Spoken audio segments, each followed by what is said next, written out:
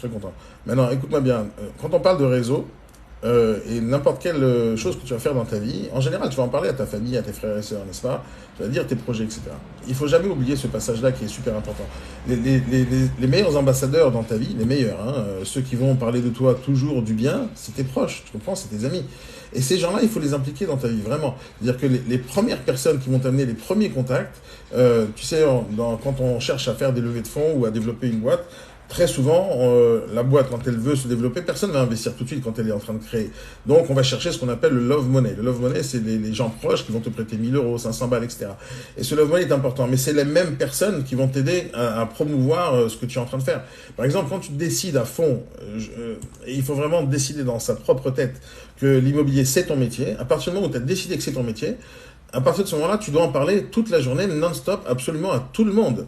Et d'abord, ta famille. Et donc, tous les gens proches que tu connais, tu les appelles. Hey, salut, je vais t'appeler Patrick pour t'informer que je suis agent immobilier et que j'ai décidé d'en faire une carrière maintenant. Donc, si tu connais quelqu'un qui a besoin de mon aide, n'hésite pas à m'appeler. Déjà, tu commences avec ça. Tu t'abonnes à tous leurs comptes Instagram, leurs comptes Facebook, etc. Tu partages des trucs, tu diffuses. Et eux, ils vont partager. Ils vont commencer comme ça. C'est la première vague, tu comprends? Le cercle, le premier cercle, c'est le cercle le plus important, c'est ton noyau dur. Et tu dois absolument non seulement l'alimenter, ce cercle-là, ou en conseil, ou en autre, hein, tout simplement en relationnel, mais ces gens-là, c'est eux qui vont t'apporter les premières affaires. Et on néglige très souvent ce truc-là. Alors pourquoi les gens négligent? Parce qu'ils ne sont pas vraiment décidés de faire de l'immobilier. Donc ils ont peur un peu de l'avouer un peu partout. Mais à partir du moment où tu as décidé c'est ta vie, c'est ta vie. C'est-à-dire quand tu vas à la banque et on te pose la question c'est quoi ton métier, tu dis agent immobilier. Tu vois, tu es fier de ça. Maintenant, tu ne seras pas fier quand tu n'as pas encore fait rentrer d'argent, mais dès que tu auras fait rentrer d'argent, tu vas commencer à le parler à tout le monde. Mais l'idée, c'est de commencer à en parler dès le début, avant que tu fasses de l'argent. Parce que c'est le chien qui se mord la queue. Tu commences par où? Tu commences par en parler pour que les gens t'amènent des affaires, ou tu dis d'abord je réussis, après j'en parle.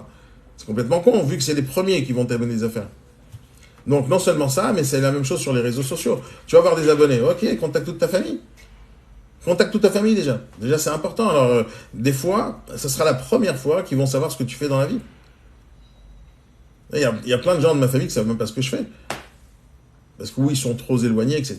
Et on se contacte plus, etc.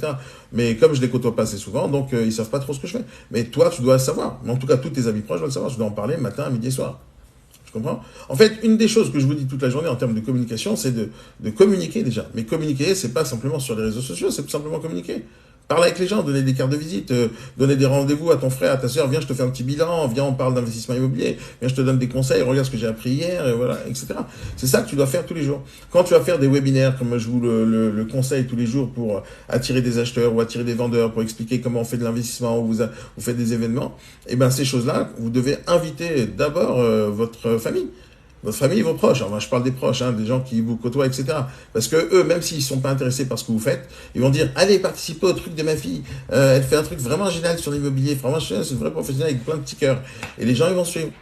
Tu comprends? Et les petits cœurs, c'est pas tes clients qui vont te le donner, les petits cœurs. Tu comprends? Et tu as besoin de ces petits cœurs, ou ce partage, ou ces commentaires géniaux. Oh, franchement, t'es trop super, Samia. Oh, là, là, là. Tu as besoin de tous ces moments de courage que les gens vont te donner. Et personne va te casser quand tu vas essayer de faire des choses. Personne ne va te casser. Tu comprends? Donc, c'est vraiment la première source.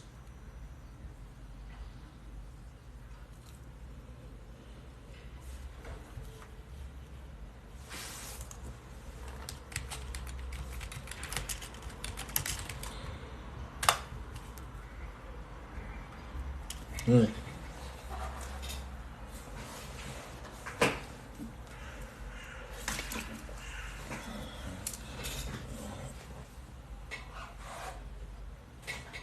Ah oui, c'est vrai, c'est vrai. Je vais te dire plus, Fred. Même un acheteur en immobilier, un simple acheteur qui a acheté un bien une fois, il en connaît déjà beaucoup plus que la majorité des débutants en immobilier. Parce qu'eux-mêmes, ils n'ont pas acheté d'immobilier. N'importe quel acheteur, il a déjà passé tous les process. Le vendeur, même chose, il a déjà acheté une fois, il est en train de vendre. Donc il a fait 2 fois le process. Des fois, ils connaissent mieux que vous déjà tous les dossiers. Donc la question, c'est quelle est votre plus-value, tu comprends? Donc ces gens-là, ils connaissent des choses, pas mal de choses, mais pas tout le monde sait des choses. Et des fois, ils connaissent un seul dossier, celui qu'ils ont eu. Ils n'ont pas eu d'autres dossiers plus compliqués, des immeubles ou des trucs.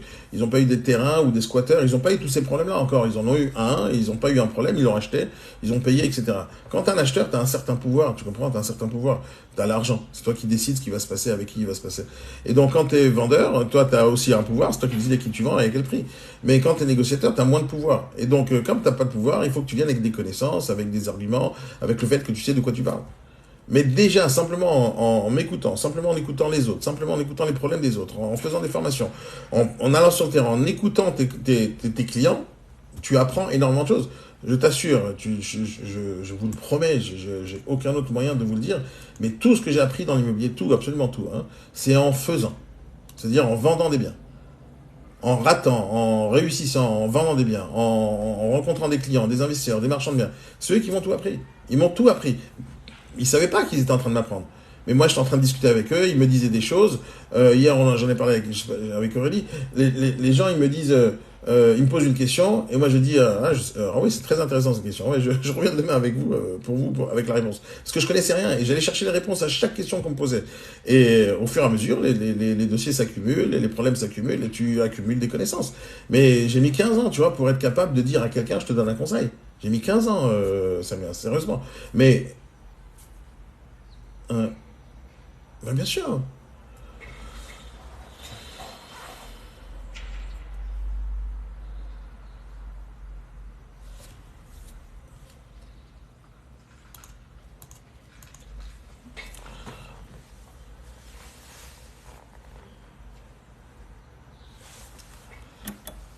Salut sur TikTok, je répondrai à 9h30 à toutes vos questions. Restez en live. Si vous voulez écouter les descentes, téléchargez l'application Capitch.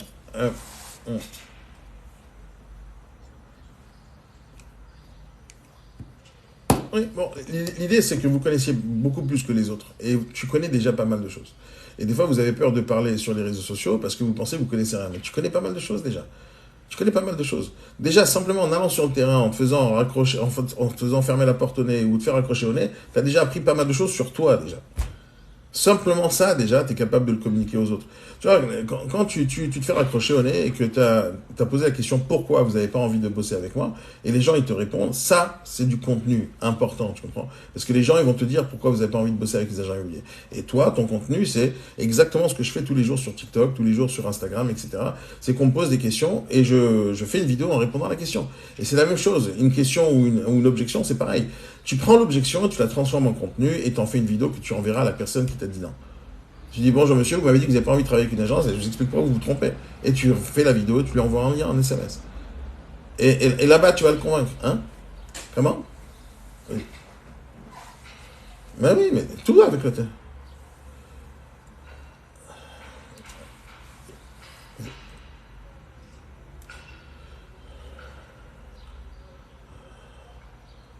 On est dans un monde exceptionnel. On est dans un monde où, aujourd'hui, j'ai réalisé ça hier, dans la main, c'est pas que j'ai réalisé ça hier, parce que je sais très bien que le téléphone c'est quelque chose de puissant, mais j'étais à la gym, tu vois, et d'un coup j'utilise mon téléphone, ouais, de l'iPhone, tu vois.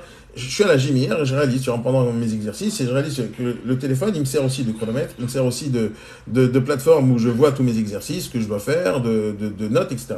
Et d'un coup, j'avais perdu quelque chose par terre, j'allume la lampe torche, ce que je fais d'habitude régulièrement. Et je me rends compte que entre mes mains, j'ai remplacé 25 000 outils. À une époque, la télévision, c'était la télévision. Maintenant, ton téléphone, c'est la télévision. À l'époque, la radio, c'était la radio. Maintenant, c'est la radio. À l'époque, pour parler avec les gens, c'était un autre appareil, c'était un téléphone. Après, tu avais besoin de filmer, donc c'était une caméra. Tu avais besoin d'enregistrer le son, c'était un autre matériel. Et aujourd'hui, tout est dans ta main, tu vois, juste dans ta main. Et cet outil-là qui est surpuissant, aujourd'hui, on se limite à juste envoyer des SMS. Mais c'est pas suffisant. Quand tu as aujourd'hui entre les mains une caméra qui enregistre du son et de l'image, et qu'on n'utilise pas ça pour communiquer avec les gens, je ne comprends pas. C'est la chose la plus puissante qui existe, c'est la vidéo. Peu importe la tête que tu as, hein, peu importe ce que tu fais. Quand tu te balades dans la rue, tu n'as pas peur de serrer la main à quelqu'un. Tu n'as vraiment pas peur de serrer la main. Et tu fais pas comme ça, bonjour, je serre la main, mais ne regardez pas mes yeux, s'il vous plaît. Tu fais pas ça. Non, et tu te balades pas avec un sac poubelle. Donc si dans la rue, tu es à visage découvert, la vidéo, tu as visage découvert, c'est tout. Et tu t'affiches exactement comme tu te serais affiché dans la vraie vie. Pour moi, la vidéo, c'est la vraie vie, sauf c'est pas à l'instant T. Je suis pas en temps réel. Mais il faut utiliser ça tout le temps. Et plus vous allez avoir le réflexe de faire pouce, touche, et tu t'enregistres ta vidéo et tu balances par SMS, plus tu vas créer un lien super puissant avec les gens avec qui tu interagis. C'est ce que moi j'essaie de faire sur les réseaux sociaux avec des gens que je ne connais absolument pas. J'essaie de les aider parce que je pense que je suis capable de les aider. Et ces gens-là, s'ils continuent à me poser des questions, ils restent fidèles sur le compte Instagram ou TikTok, ils continuent à me poser des questions, moi je suis très content de tout ça. Mais tu entretiens une communauté, c'est le but. Donc il ne faut pas les trahir, cette communauté, et ce sera ta communauté à toi. C'est les acheteurs, c'est les investisseurs, c'est les marchands de biens, c'est tous ces personnes-là qui sont dans le business. Et cette communauté, tu dois l'entretenir. Et comment tu l'entretiens? En leur montrant tous les jours ce que tu fais, comment tu le fais, et tu leur donnes des conseils pour investir dans l'immobilier. C'est tout. Votre métier, c'est ça, c'est l'investissement immobilier. C'est pas vendre des baraques de Madame Michu. C'est pas ça votre business. Et c'est pour ça que moi, ça me rend fou que les gens se limitent à aller chercher des mandats.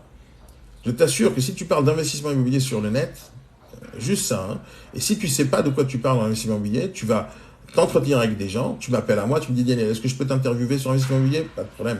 Et tu fais une vidéo avec moi, tu poseras toutes tes questions à tes clients. Tu veux parler des défisques? Ne m'appelle pas moi. Je t'enverrai chez quelqu'un, il va te faire tout un cours sur la défiscalisation. Tu veux parler de viager? Je t'envoie Guillaume, il va te faire il va parler de viager en live sur ta page Facebook. T'es pas obligé toi de savoir, tu comprends? T'es pas obligé. Mais tu es censé connaître des gens qui savent. D'accord? Et c'est aussi simple que ça. Et c'est ça qui va te créer du contenu puissant sur les réseaux, qui va te permettre aussi d'attirer les gens que tu cherches à attirer. Donc des investisseurs, des marchands de biens, des gens qui n'ont pas investi dans leur vie, et tu vas les éduquer pour qu'ils achètent. Mais qu'ils achètent bien. Parce que c'est ça ton métier, c'est qu'ils achètent bien. Quand on travaille avec les particuliers, c'est pour ça que pas mal de fois je m'énerve, parce que des fois ils ont raison les gens, surtout dans la vidéo que je vais faire là prochainement, sûrement aujourd'hui ou demain, sur les gars qui nous insultent sur TikTok. Moi je comprends sa façon de nous insulter, je comprends que pour eux on fait absolument rien, pour eux notre métier il sert à rien. Mais c'est normal quand tu regardes les agents immobiliers qui travaillent avec les particuliers. Mais quand tu vois les agents immobiliers qui travaillent avec d'autres types de personnes, encore une fois, hier on a parlé de promoteurs, on a parlé de commerçants, on a parlé de plein de trucs, ces gens-là, ils sont high level, tu comprends? Et ces gens-là, tu dois être high level comme eux. Et ces gens-là, on les voit pas. On les voit pas. Quand je travaille avec un marchand de biens, ça se voit pas. Tu vois, on fait pas des rendez-vous avec des marchands de biens comme on le fera avec un particulier. On va pas filmer le gars, déjà. C'est des choses qu'on va pas afficher. Un gars qui achète un truc à 20 millions d'euros, il a pas envie de s'afficher sur Instagram. C'est pas comme ça que ça fonctionne. C'est un autre monde, c'est un autre cercle. Et donc, dans ce cercle-là, tu vois, les gens, ils sont pas à la télévision comme Stéphane Plaza en train de casser des murs. C'est pas ça. Ces marchands de biens-là, c'est des gens qui, leur vie, c'est entre les banques et les notaires. Ils ont pas que ça à faire de s'amuser. Et pourtant, tu as besoin de parler avec ces gens-là. Et ça, tu vas devoir monter de niveau. Et là, dès que tu montes de niveau, tu vas comprendre à combien de toi tu es important dans ce rôle. Moi, des fois, je comprends même pas le rôle qu'on a réellement quand on travaille avec des particuliers, parce que c'est facile, tu vois, c'est juste parce que c'est facile. Hein. À partir du moment où mon métier est trop facile, j'ai plus de métier, hein, c'est tout simple. Hein. Et donc aujourd'hui, ça devient de plus en plus facile. Pour moi, c'est comme Doctissimo, tu vois, où les gens, ils cherchent tout seuls leur maladie, ils vont chez le docteur, ils disent, ouais, j'ai ça. Le docteur, il ne sert plus à rien. Et très souvent, c'est la vérité, les docteurs, ils s'énervent. Moi, je pense que c'est la même chose avec le particulier à particulier. Ce qu'ils savent faire, on sait le faire, surtout si on se limite à mettre des annonces en ligne. Par contre, si ta vie, oui Fred, si ta vie, c'est de rechercher des acquéreurs, de les qualifier, de les pousser à acheter et de les accompagner, là, c'est un autre monde. Tu n'es plus en train de travailler. Moi, j'ai l'impression que les agents immobiliers travaillent chez Se Loger, c'est-à-dire ils vont chercher des mandats, ils font des photos, ils mettent sur Se Loger. J'ai l'impression qu'ils travaillent sur Se Loger. Mais notre vrai métier, c'est pas ça. Notre vrai métier, c'est un métier local. On est censé aider les gens à s'installer, à développer leur vie, développer leur confort et investir dans l'immobilier et s'enrichir. Vas-y, Fred, je t'écoute. Vas-y.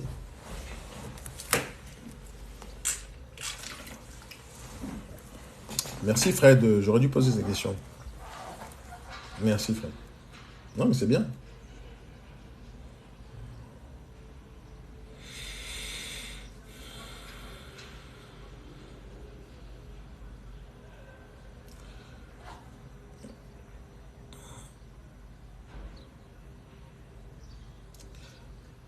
Attends, mais Samia, t'es chez Agent Simo, non? Ils ont le mandat ou là-bas? Pourquoi tu travailles pas avec le mandat? Ah, d'accord, ok. Ok. Ok. Ah ouais.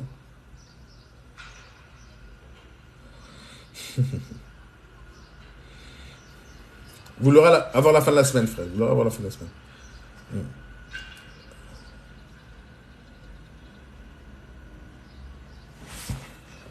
Pour ceux qui sont sur TikTok avec moi, Si vous avez envie d'écouter ce que les gens me disent, je vous conseille de télécharger l'application Capeach, Capeach, et vous allez entendre ce que je dis. Ça se passe à la radio en temps réel, en live.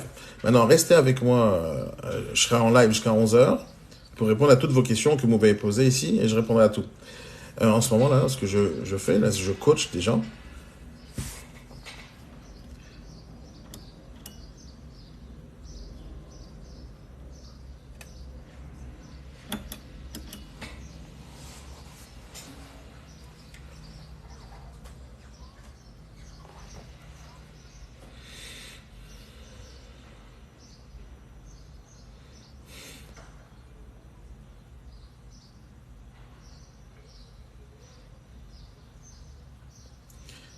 Non mais, alors, ouais, mais c'est bien ce que tu as fait, mais il faut l'inciter à qu'il te donne un prix. Il faut vraiment l'inciter. Alors, quand tu... Et, laisse-moi finir. Samir, je vais te... Une petite parenthèse. Si tu lui poses la question, combien ça vaut? Il va te répondre, je sais pas. C'est normal, d'accord? Alors, d'accord, d'accord, d'accord. Ok, super. D'accord, ok. Parce que c'est ce que j'allais te dire. C'est ce que j'allais te dire, d'accord.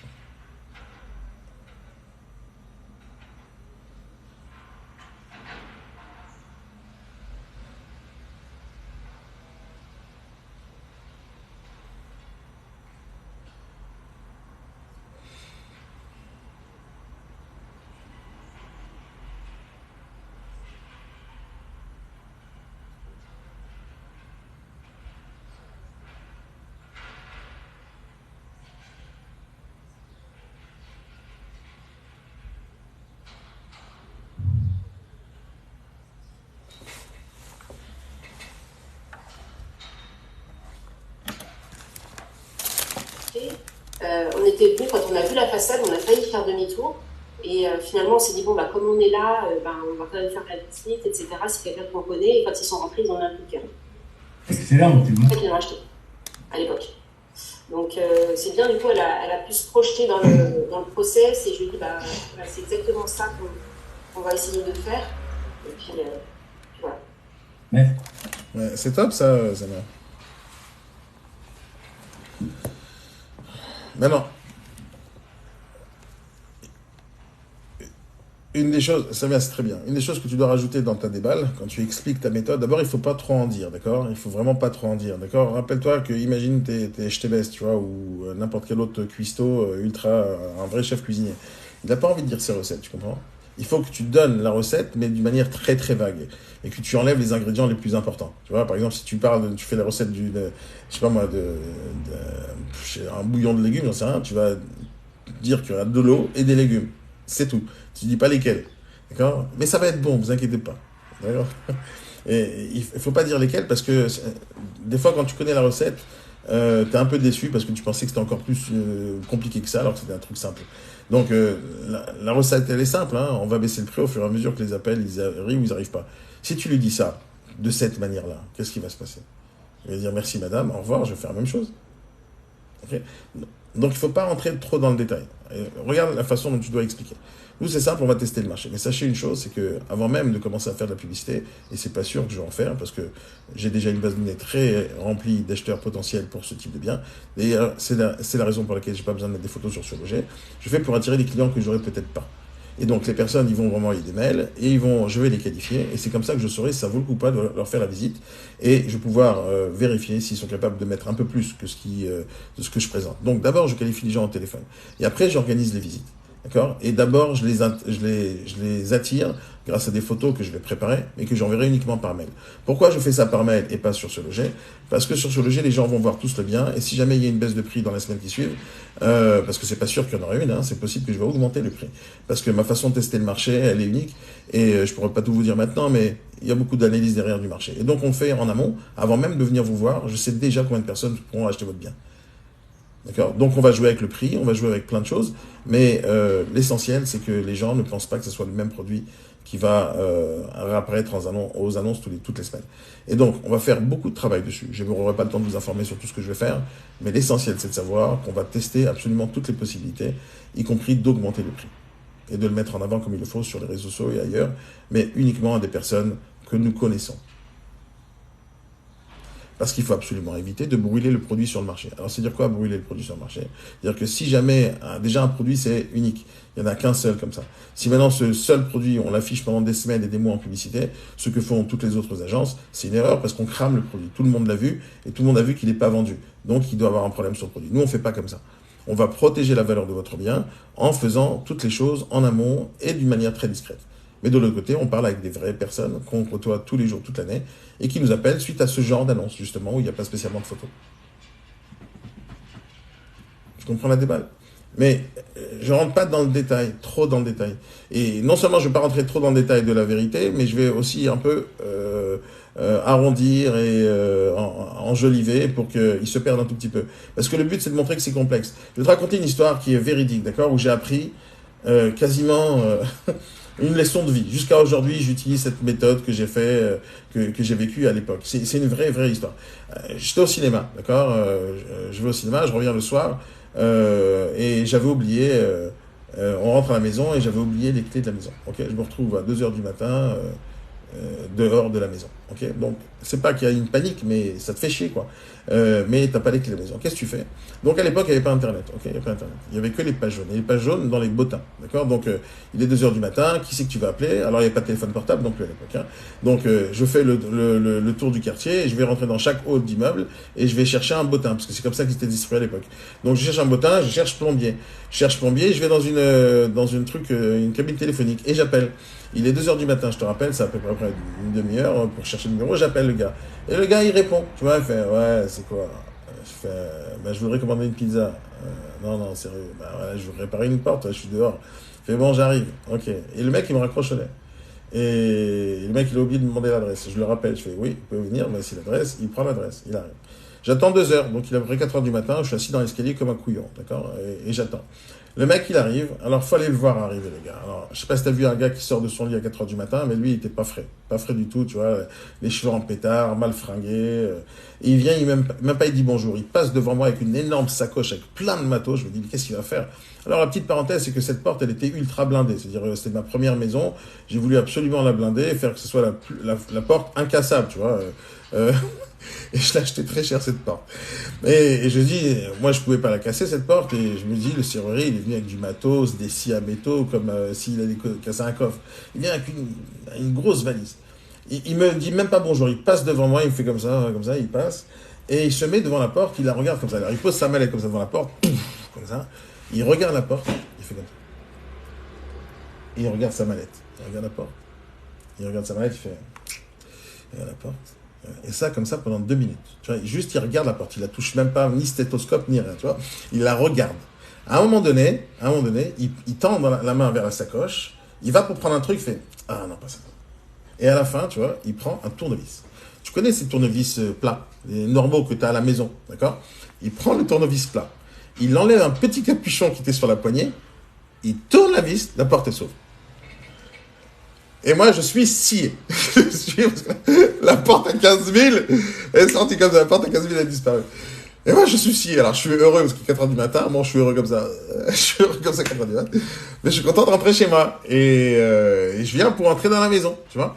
Et là, il me dit, pas de problème, 600 €. Et moi, je lui dis, quoi? Je te fous de ma gueule ou quoi? Pas de problème, monsieur. Alors, je commence à gueuler. Ouais. Il m'a donné un prix tellement cher que ça m'a fait, je sais pas, j'ai perdu un battement de cœur sûrement ou 3, tu vois, à ce moment-là. Et donc, il dit 600 quoi? Et je m'énerve, d'accord? Elle a fait pas de problème, monsieur, et il ferme la porte. Bon, j'avais même pas le tournevis. J'avais pas de tournevis. Il dit, mais non, on peut pas faire la porte. Je fais, c'est quoi votre problème? Pourquoi vous vous énervez? J'ai dit 100 €, 600 €, voilà, tu payes. Je fais, non, mais je peux pas payer ça. Il me dit, stop, monsieur. Il me dit, asseyez-vous. Il me fait rasseoir sur les escaliers. Et je fais, je comprends que vous êtes énervé parce que je vous demande 600 €, parce que j'ai ouvert votre porte en 1 seconde, n'est-ce pas? Et il me dit oui. Et je lui dis oui. Il me dit, mais vous n'êtes pas en train de me payer 600 € pour 1 seconde. Vous êtes en train de me payer pour les 30 ans où j'ai appris à travailler et à ouvrir une porte en 1 seconde. Franchement, à 4h du matin, j'avais pas envie de réfléchir. Et je dis, va te faire foutre tes 600 € quand même. Et on a négocié, j'ai dû payer moins cher, etc. Voilà, c'était une leçon. Mais attends, elle n'est pas finie cette leçon. Non, la leçon, elle n'est pas finie. Ça, c'est le coup que j'ai reçu sur la tête ce jour-là quand je me suis fait engueuler à 4h du matin. Quelques mois plus tard, j'ouvre une boîte qui s'appelait PC Target à l'époque, et on réparait des ordinateurs, d'accord? Donc j'avais des employés qui réparaient les ordinateurs. Je mettais des annonces à l'époque sur les journaux, sur les petites annonces, et les gens nous appelaient. C'est moi qui répondais au téléphone pour faire la vente, mais c'est eux que j'ai envoyés avec leur petite voiture pour aller réparer les ordinateurs. Maintenant, un jour, mon technicien, il est pas là. Je réponds au téléphone et il y a une petite mamie qui m'appelle et me dit « Bonjour monsieur, nanani, nanana. Mon ordinateur il marche pas ». Et c'était à l'époque, les ordinateurs c'était très complexe, pas comme aujourd'hui. D'accord, où tu achètes des machines à 200 balles et si elles ne marchent plus, tu la jettes à la poubelle, tu en achètes une autre. À l'époque, ça coûtait très cher et il y avait très peu de fonctionnalités sur les Windows, mais tout le monde attachait énormément d'importance à ça. Et ça coûtait très cher. Et donc elle me pleure « Ouais, mes enfants ils sont à New York, je suis obligé de leur parler sur Skype, etc. » Elle me pleure niche, etc. Je dis « Mais c'est quoi le problème? Mon ordinateur il fonctionne plus, je vais craquer, je peux plus parler à qui que ce soit. » Et je vois qu'elle stresse. Alors, je vais pour lui dire le prix au téléphone. Et le prix au téléphone, c'est 90 € pour le déplacement. Et si jamais on travaille, c'est 280 €, pièces et main-d'œuvre compris. D'accord? C'était le tarif. D'accord? Maintenant, 180 €, un truc comme ça. D'accord? Peu importe, je ne me rappelle plus du tarif, c'était 20 ans. Et donc, elle me dit, pas de problème, je paye. Ok. Je fonce, je prends la voiture. Maintenant, moi, je suis pas technicien. Hein. J'ai jamais été technicien, je suis toujours pas. J'y connais rien en informatique, mais je connais un tout petit peu plus que la vieille mamie, j'en suis certain. D'accord? Donc, je dis, ça va pas être très très grave. Les ordinateurs, j'ai l'habitude de les utiliser, mais je n'étais pas technicien comme mes techniciens. Mais je dis, j'y vais quand même, parce qu'il y a de l'argent à prendre, j'y vais. Et donc, je prends la voiture et j'y vais. Je fais ma petite demi-heure de route et j'arrive chez la mamie. La mamie, quand elle m'ouvre la porte, elle en pleure. Elle en pleure, vraiment, réellement. Elle pleure. Je dis, qu'est-ce qui se passe, madame? Asseyez-vous. Et elle m'explique encore le même baratin. Alors, je dis, bon, allez, on se calme maintenant. Elle est où la bête? Et là, elle me dit, elle est dans la chambre, vous avez avec le doigt, vous allez dans la chambre. D'accord, je peux y aller? Allez-y, moi j'ai peur de toucher. Je dis, d'accord, j'y vais. Je rentre dans la chambre. À peine je rentre dans la chambre, je vois de loin l'ordinateur qui est au bout de la chambre.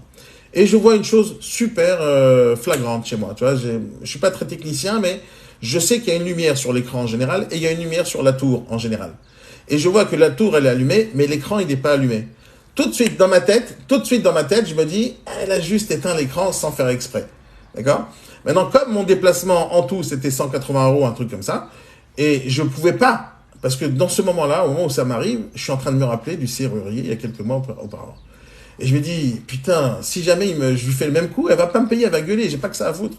Donc, je dis, alors, dès que je vois ça, dans ma tête, je sais quelle est la solution. Je la connais, il suffit que j'allume l'écran. Mais je dis, je peux pas lui montrer ça. Alors, je rentre dans la chambre, je ferme la porte doucement, je fais, vous me laissez tranquille maintenant, je vais avoir beaucoup de boulot, ça peut être très dangereux. Et je vais faire la porte. Alors, j'étais un gros truand à cette époque-là. Et donc, je vais faire la porte. Je vais faire la porte et je vais vers l'ordinateur et je teste ma théorie. Et j'appuie sur l'écran et ça marche. Ça marche, donc j'ai rien fait. Et donc, ça marche. Maintenant, je me dis, qu'est-ce que je vais foutre pendant 2 heures maintenant pour faire 180 €? Donc, à l'époque, il n'y avait pas de jeu sur les ordinateurs, il n'y avait que le solitaire et le bombe. Je sais pas si vous connaissez ces jeux, les bombes, les trucs. Et je commence à jouer pendant 2 heures au solitaire, j'ai fait toutes les variantes, j'ai cassé le jeu, j'ai même demandé une nouvelle version. Peu importe, j'ai tout fini pendant 2 heures. Et pendant ces 2 heures-là, à un moment donné, elle tape à la porte. Et moi, je lui dis, non, surtout rentrez pas, parce que j'étais en train de jouer. Elle fait, mais qu'est-ce qui se passe? Et là, je ouvre la porte, je fais, écoutez-moi, préparez-moi un café et des petits gâteaux, et je travaille là maintenant. Et je fais tout dans un ton dramatique, tu vois, très grave. Et à un moment donné, comme je sais que les 2 heures, ils sont passées, et j'ai toujours rien foutu, parce qu'il n'y a rien à faire, j'ouvre quand même la petite paroi de l'ordinateur en bas, je l'ouvre, j'enlève les 2 vis, et je l'appelle. Je fais, madame, je crois que c'est réglé, ça y est, c'est bon. Donc elle arrive, et là, je suis genre en train de fermer la paroi, tu vois. Voilà, je pense que c'est fini. Et là, je lui dis, appuyez sur le bouton, d'accord? Et là, elle allume l'ordinateur, et tout fonctionne. Et là, elle pleure, elle tombe en larmes. Et je lui ai montré ma facture, elle a payé direct, et elle est partie. Et ça s'est fini comme ça, direct, tout simplement. Et cette leçon... Mais non, la leçon de 16 ans, ça va. Mais à l'époque, je faisais pas de viager, peut-être que, je sais pas. À l'époque, je faisais pas de viager. J'aurais gagné ma vie, là, parce que ça fait longtemps qu'elle est disparue, celle-là, j'en suis sûr. Déjà, elle était pas très fraîche à l'époque. Voilà. Et donc, moi... Non, mais cette leçon de vie avec le serrurier m'a tout appris, en réalité, parce que très souvent, je parle de justifier sa commission. C'est-à-dire que si jamais tu appelles quelqu'un au téléphone aujourd'hui, bonjour monsieur, j'ai vu votre annonce sur le Bon Coin, est-ce que je peux vous voir? Il me dit oui, j'arrive au rendez-vous. Il me rencontre pendant un quart d'heure, 20 minutes, je fais 2-3 photos, il me revoit plus jusqu'à la prochaine visite, et j'ai un acheteur qui est chaud bouillant pour acheter l'appart, et je lui fais une visite. La visite elle dure une demi-heure, Une demi-heure plus tard, j'appelle le vendeur, il me dit, j'ai fait une offre au prix. Ok. Le vendeur, il t'a vu combien de temps? Une demi-heure. L'acheteur, il t'a vu combien de temps? Une demi-heure. Combien t'as demandé? 15 000. Et donc, dans leur tête, c'est pas normal. Tu comprends? Dans leur tête, c'est pas normal de payer 15 000 pour une heure. Et donc, toi, tu les veux les 15 000 parce que tu connais ton travail. Tu sais que ton travail a été fait en amont. Tu sais que tu as fait beaucoup de choses pour pouvoir arriver à là. Tu sais la difficulté qu'il y a. Et les gens, ils comprennent pas qu'avoir une base de données, c'est des semaines, des mois, des années pour en constituer une. Les gens savent pas que passer au téléphone qualifié 30 ou 40 contacts pour être sûr que quand ils vont venir faire la visite, ils vont avoir l'argent. Donc, ils connaissent pas notre boulot. D'ailleurs, c'est ce que je vous reproche, hein, de pas parler de votre boulot, de pas vous montrer ce que vous faites. Mais les gens, ils savent pas. Ils t'ont rencontré une demi-heure ici, une demi-heure là, et l'histoire s'arrête là. Et donc, de leur point de vue, 15 000 euros, 7 000, 8 000 ou même 15 euros. Bon, 15 euros, c'est ça les vaut. Mais dès que tu commences à parler 7, 8 000, 9 000, ça devient grave, tu comprends? Donc, ce qu'il faut absolument faire, c'est que, moi j'appelle ça justifier sa commission. Moi, je justifie, je t'assure, en tout cas je pense, hein, je pense que je justifie tout ce que mes clients me payent. J'ai vraiment l'impression comme ça, parce que non seulement j'en fais, je fais exactement, j'essaye de faire le maximum que j'ai promis, mais j'essaie d'en faire un tout petit peu plus, et j'en fais beaucoup plus à plein d'autres mondes aussi. Donc, je pense que mes clients en ont pour leur argent. D'accord? Je pense réellement par rapport à ma promesse. Et c'est ce que je veux que tu fasses toi aussi. Et que les gens sachent ça. Il faut qu'ils sachent ta difficulté d'avoir eu cette affaire. Il faut qu'ils sachent la difficulté que tu as eue pour négocier et d'avoir ces clients-là. Maintenant, comment ils peuvent savoir que tu as difficulté à avoir des clients? Ils ne peuvent pas le savoir. Tu l'as jamais dit. Tu n'en as jamais pas parlé. Et donc, des fois, si jamais j'ai une affaire qui a un coup de fusil comme ça, où je peux la vendre comme ça, je la vendrai pas comme ça. Je ferai attendre les gens 2, 3, 4 jours, 5, 6 jours. Et à chaque fois, je les appellerai pour leur dire, c'est très difficile en ce moment la négociation. Les gens, ils ont pas d'argent, je suis en train de chercher les crédits. Même si tout est OK, l'acheteur me dit, je paye, fais-moi signer aujourd'hui, je le sais. Je le mets en attente un tout petit peu. Je vais pas chanter, on est en train de préparer le dossier. Donc, je les rassure tous, je leur dis pas, non, on vend pas. Mais je fais tout pour retarder les choses et faire un peu de drama. Pas parce que je vais augmenter le prix derrière, pas pour ça, parce que le but c'est d'être intègre avec soi-même. Mais t'as pas envie que derrière les gens ils te disent, mais t'as rien foutu. Le problème c'est qu'ils savent pas ce que j'ai foutu réellement. Ils savent pas combien d'heures et de semaines j'ai passé sur le terrain pour trouver une bonne affaire. Ils le savent pas ça. Comme ils le savent pas, ils pourraient se dire 15 000 c'est trop cher pour une demi-heure. Et ils auraient raison. Parce que 15 000 pour une demi-heure, c'est trop cher. Mais tu leur dis, c'est pas 15 000 pour une demi-heure. Ça fait 1 mois que j'ai travaillé pour chercher cette affaire. Ça fait 3 mois que je saisis mes contacts tous les jours et je les qualifie un par un. J'ai mis des semaines à trouver un bon courtier qui va faire passer le dossier. J'ai passé des heures et des heures et des heures et des heures de formation pour savoir quoi répondre à vos questions. Donc, les gens, ils comprennent pas ça. Et c'est pour ça que je vous dis que quand vous passez du temps en formation, que ce soit avec moi en coaching tous les matins, faites-le montrer que tous les jours, vous êtes en train de vous enrichir. Tous les jours, vous êtes en train d'apprendre. Tous les jours, vous êtes en train de parler de vos problèmes. Et ça fait partie de votre vie. Qu'est-ce que tu préfères? Qu'est-ce qu'un vendeur pourrait préférer? Quelqu'un d'érudit qui s'entretient tous les jours son cerveau ou quelqu'un qui est juste là pour l'argent? À ton avis? On veut travailler avec des professionnels au final. Et donc, quand tu montres que tu apprends, que tu viens de sortir d'un truc, ou tu viens d'apprendre. Par exemple, je te dis pas juste de dire, voilà, j'ai Toby Morning. Je te dis pas ça. Ça, c'est même pas intéressant parce que tu me ferais de la pub. Je te parle pas de ça. Je te dis, par exemple, de dire, voilà, aujourd'hui, j'ai appris ça. Voilà ce que j'ai appris quand on m'a enseigné ça ce matin, j'ai écouté ça. Et voilà comment je compte l'implémenter dans ma vie de tous les jours. Tu vois, par exemple, demain, tu pourrais écouter une vidéo de ma part où je parlais du service client, où je vais te dire comment il faut répondre au téléphone. Et ce truc-là, tu l'as appris. Alors, tu pourrais dire, par exemple, dans une vidéo, pour justement justifier le fait que tu fais un certain travail, tu as un vrai métier. Écoutez, voilà, j'étais en cours hier en formation et on m'a dit ça et je pense que je faisais l'erreur jusqu'à maintenant et ça va changer à partir d'aujourd'hui. Je vais implémenter ça à chaque fois maintenant pour vous servir, vous, mes clients. Tu vois, juste ça veut dire que tous les jours, tu t'enrichis de quelque chose et tu avances et tu montres que tu es de plus en plus professionnel par rapport aux autres. Et ça, au final, quand les gens ils te suivent tous les jours, quotidiennement, déjà, personne ne peut dire que tu bosses pas. Moi, personne ne peut dire que je ne bosse pas. Personne, c'est pas possible, tu comprends? C'est pas possible. Là, je bosse et tout le monde le sait que je bosse. Et donc, personne ne peut dire que je bosse pas. Et même quand je bosse, que tu me vois pas, il y a toujours quelque chose sur les réseaux sociaux qui se passe, il y a toujours quelque chose à la radio qui se passe, il y a toujours quelqu'un qui parle de moi quelque part parce qu'il est en live avec moi sur quelque part, il y a toujours quelqu'un qui va faire une vente grâce à moi qui va en parler, etc., etc. Il y a toujours ce travail-là qui est en continu chez moi. Et il faut pas s'arrêter. La même chose pour tes acheteurs et tes vendeurs. Si t'as pas envie que quelqu'un te négocie ta commission, fais que ta commission ait l'air pas assez chère par rapport à ce que tu as fait comme travail. Parce que tu connais ce principe-là de cher, pas cher. Tu sais, il y a des gens qui te disent, ça c'est trop cher. D'accord? Et l'autre dit, ça c'est pas cher, c'est une bonne affaire. Mais ça veut dire quoi, cher, pas cher? Ça veut dire quoi, cher, pas cher? Est-ce qu'un kebab, c'est cher pour Bill Gates? À ton avis? Est-ce que c'est cher pour Bill Gates? Il en a juste rien à foutre. Il va te dire, ah bon, écoute, il est trop lent, rachète le kebab. Il va te racheter le kebab, il s'en fout, tu comprends? Il va avoir une petite play ici, rachète-moi une pharmacie, mon fils. Tu comprends? Ils en ont rien à foutre, c'est des sommes qui sont dérisoires. Donc pour Bill Gates, 15 euros, 10 euros, ça représente rien dans sa vie. Maintenant, pour un SDF, est-ce qu'un kebab, c'est cher? Ben oui, c'est cher, parce qu'il n'a pas cet argent. Alors c'est quoi cher, pas cher? Cher, ça veut dire un truc très simple. La valeur du produit tel que je le conçois, tel que je le perçois, c'est-à-dire ce que tu me présentes comme produit, la valeur que tu présentes du produit, elle est trop en dessous du prix que tu m'affiches. Par exemple, tu me dis ça coûte 20 euros, mais j'ai l'impression que le produit vaut 2. Donc les 20 euros, j'ai pas envie de les payer. Mais comme j'en ai besoin, bon, je paye, mais à contre-cœur. Donc quand on pense que la valeur du produit est moins chère et trop chère par rapport... Enfin, la valeur du produit est en dessous du prix affiché, c'est ça la bonne phrase, la valeur du produit est en dessous du prix affiché, c'est trop cher. Maintenant, si maintenant le produit il fait multifonction, il fait plein de trucs, il est tellement génialissime que tout le monde se l'arrache, et que d'un coup il vaut 20 euros. Là, d'un coup, tu dis, bah, il fait beaucoup de choses ce truc pour 20 euros. Et d'un coup, les 20 euros, ils paraissent dérisoires, parce que la valeur du produit, elle paraît énorme. Donc, pour en revenir à ton métier, à ta façon de communiquer, à notre façon de communiquer, c'est qu'aujourd'hui, aux yeux des gens, tu n'as aucune valeur parce qu'ils ne savent pas ce que tu fais. Tu peux demander n'importe quelle somme, tant qu'il ne sait pas ce que tu vas faire en échange, la somme, elle sera toujours élevée. Maintenant, tu peux lui faire une liste de tous les services que tu proposes, mais il n'en a pas besoin de tes services. Tu n'as même pas appelé, c'est toi qui le démarche. Donc la seule chose qu'il faut faire, c'est lui montrer tout ce que tu fais, comment tu bosses. Si tu ne montres pas comment tu bosses, si tu n'expliques pas ce que tu fais, si tu n'expliques pas les difficultés, les gens ils vont se dire c'est facile. Quand quelque chose est facile, ça vaut pas cher. Quand quelque chose est difficile, ça vaut cher. Tu comprends ou pas, Samir? Tout simplement. Il faut que la valeur perçue des gens sur ta personne, sur ton travail, elle soit plus élevée que la commission que tu vas demander demain. Capiche? Ok. Allez, un autre... Donc, t'as signé le mandat au final. C'est en annonce ou pas? Parce qu'il faut avancer.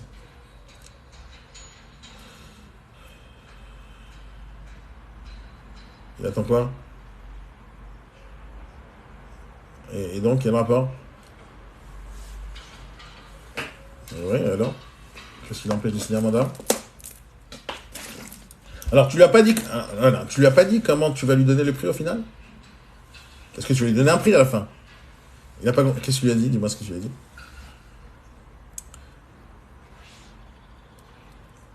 Non. Le prix.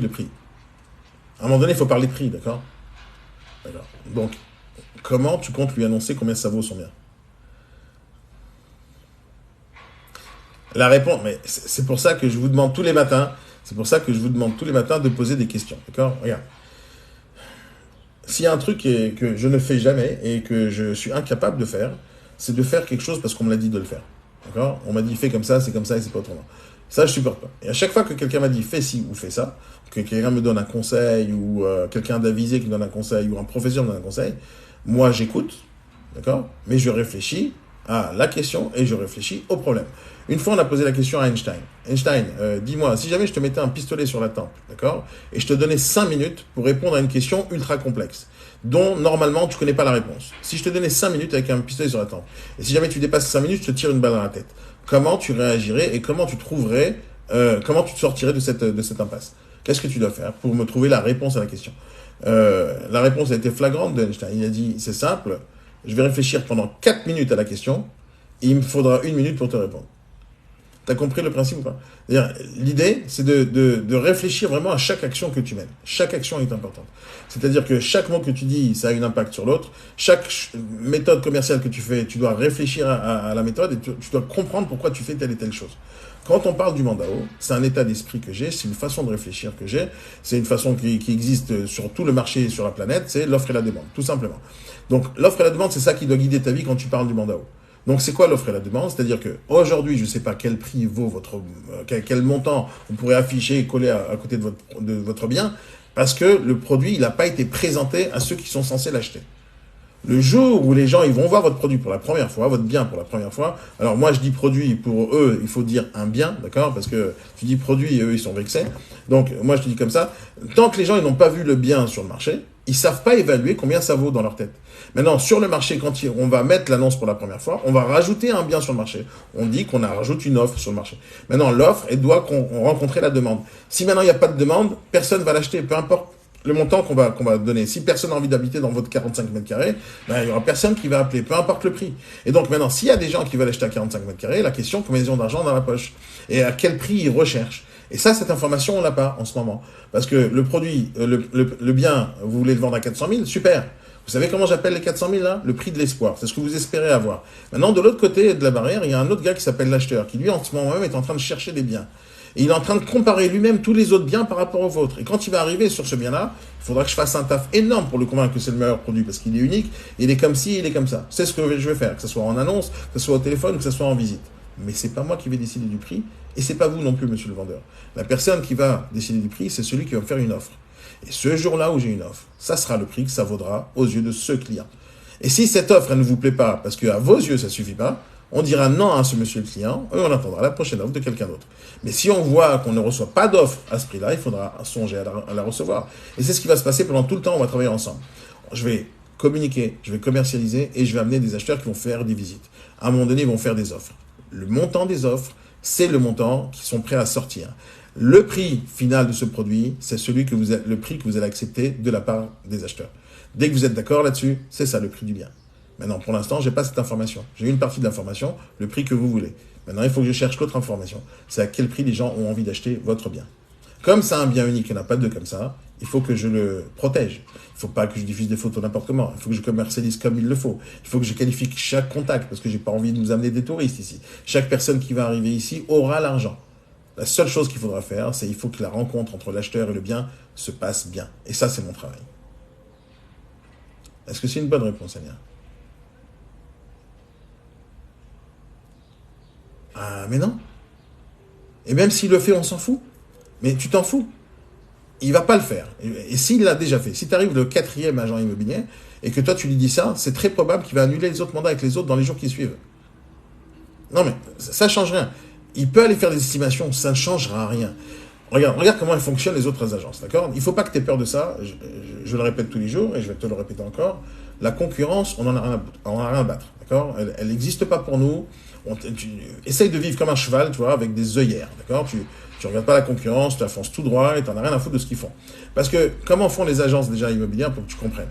Elles font des estimations, réellement, d'accord? Maintenant, quand une agence arrive 3e, avec 3 négociateurs qui sont passés avant, et que les 3, ils ont fait une estimation. Tu sais comment ils font les agences immobilières en général, les négociateurs débutants qui savent rien faire, qui savent pas négocier, qu'est-ce qu'ils font? Ils disent, monsieur, quoi? L'autre, il vous a estimé à 400 000, moi je vais vous l'estimer à 420. Oui, mais c'est pour ça que tu dois t'en foutre de ce que font les autres agences immobilières à côté. Parce que chacun cherche à tirer la couverture vers lui. Comme les autres agences cherchent à prendre des mandats, et toi, tu n'en as rien à faire du mandat. Toi, tu veux juste faire la visite pour vendre à ton acheteur que tu as déjà.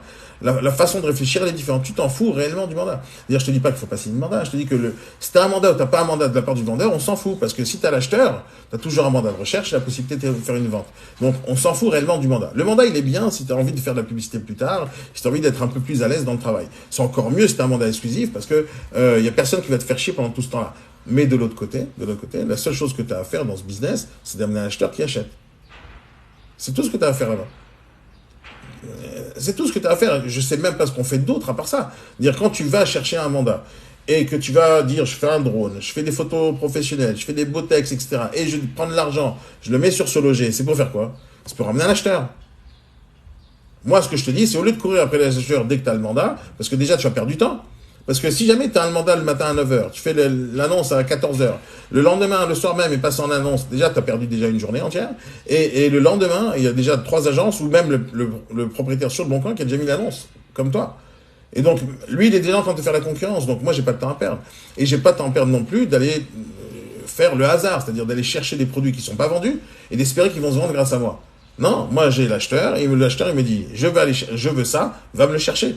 Mais comme je te l'ai dit, je travaille jamais avec un acheteur, je travaille toujours avec des dizaines d'acheteurs qui recherchent la même chose. Donc s'il y en a un qui ça lui plaît pas, mais il y en a toujours 9 autres.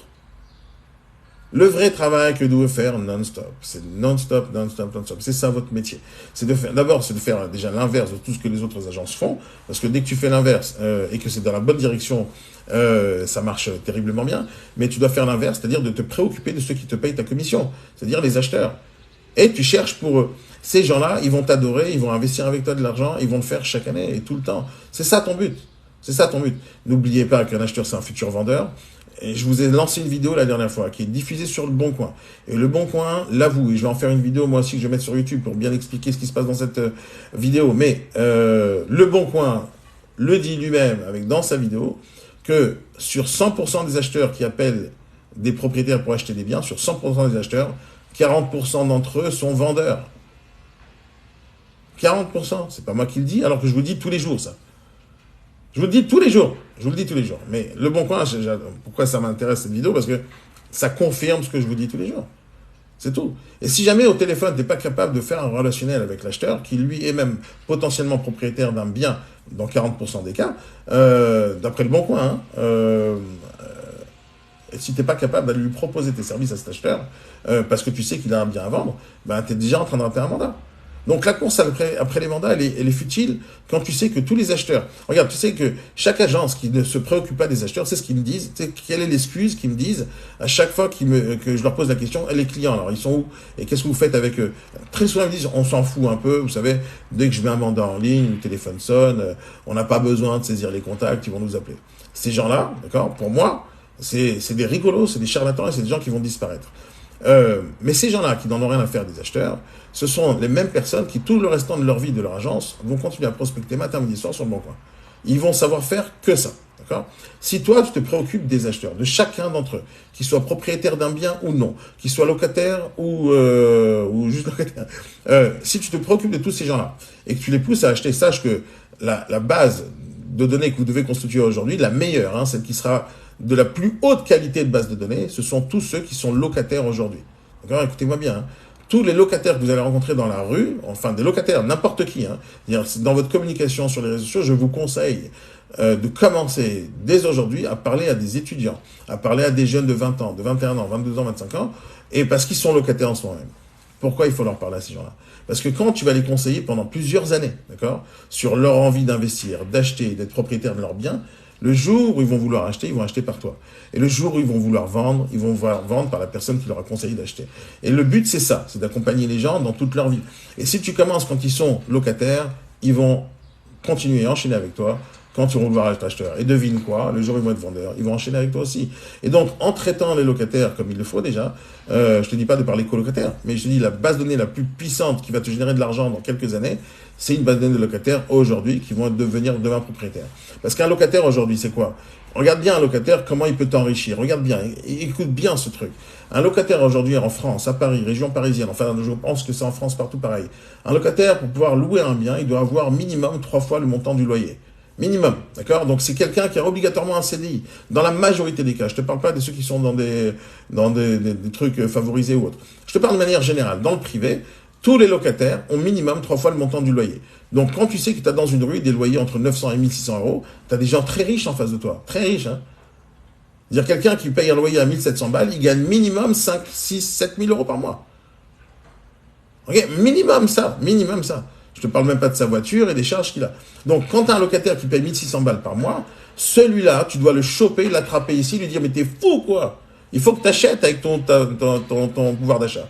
Parce que des gens comme ça, ils vont vivre leur vie entière sans jamais investir dans l'immobilier, alors qu'ils pourraient le faire. Qu'est-ce qui leur manque, ces gens-là? Tu sais qu'est-ce qui leur manque? Un coup de pied dans le cul. Va prendre un crédit, bordel de merde. Mais ces gens-là, ils sont capables de payer un loyer à 1700 balles au lieu d'acheter une baraque à 1700 balles de crédit. D'accord? Donc, ces gens-là, quand ils sont locataires, il faut les convaincre d'acheter.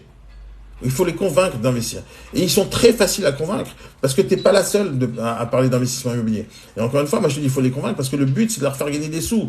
Quand tu fais investir quelqu'un dans l'immobilier, je te dis même pas de lui dire de partir et de vendre ou de déménager. Je te parle même pas de ça. Je dis, monsieur, vous avez déjà 1700 euros de loyer et vous arrivez à vous en sortir. Ok. Venez, on va à la banque et on achète un petit truc. Parce que comme vous avez déjà normalement un salaire de 5 000 euros par mois, la banque, elle est capable de vous prêter au moins 100 000 euros aujourd'hui. Au moins 100 000 euros. Avec 100 000 euros, on peut acheter 2-3 petits trucs sympathiques dans l'immobilier. Et donc, tu le transformes en investisseur, même s'il ne veut pas acheter sa baraque pour y habiter. Et avec lui, tu vas faire beaucoup d'affaires dans le futur. Parce que devine quoi, n'importe quelle personne qui achète, à un moment donné, il va se séparer de ses biens. S'il a fait une bonne affaire, il va la garder, ou il va attendre le bon moment pour la revendre. Et si demain il a besoin de cash, il va devoir revendre. Donc tous les investisseurs que tu auras dans la main, ou que tu auras accompagnés depuis leur plus jeune âge, parce que tu es jeune, Samuel, tu comprends? Moi, j'ai encore peut-être 30 ou 40 ans d'espérance de vie. Toi, tu en as 70 ou 80, tu comprends? Donc, dans ta vie, si tu as décidé de faire de l'immobilier, c'est pour le reste de ta vie. Tu vas accompagner les gens de 20 ans aujourd'hui, encore pendant 20 ans.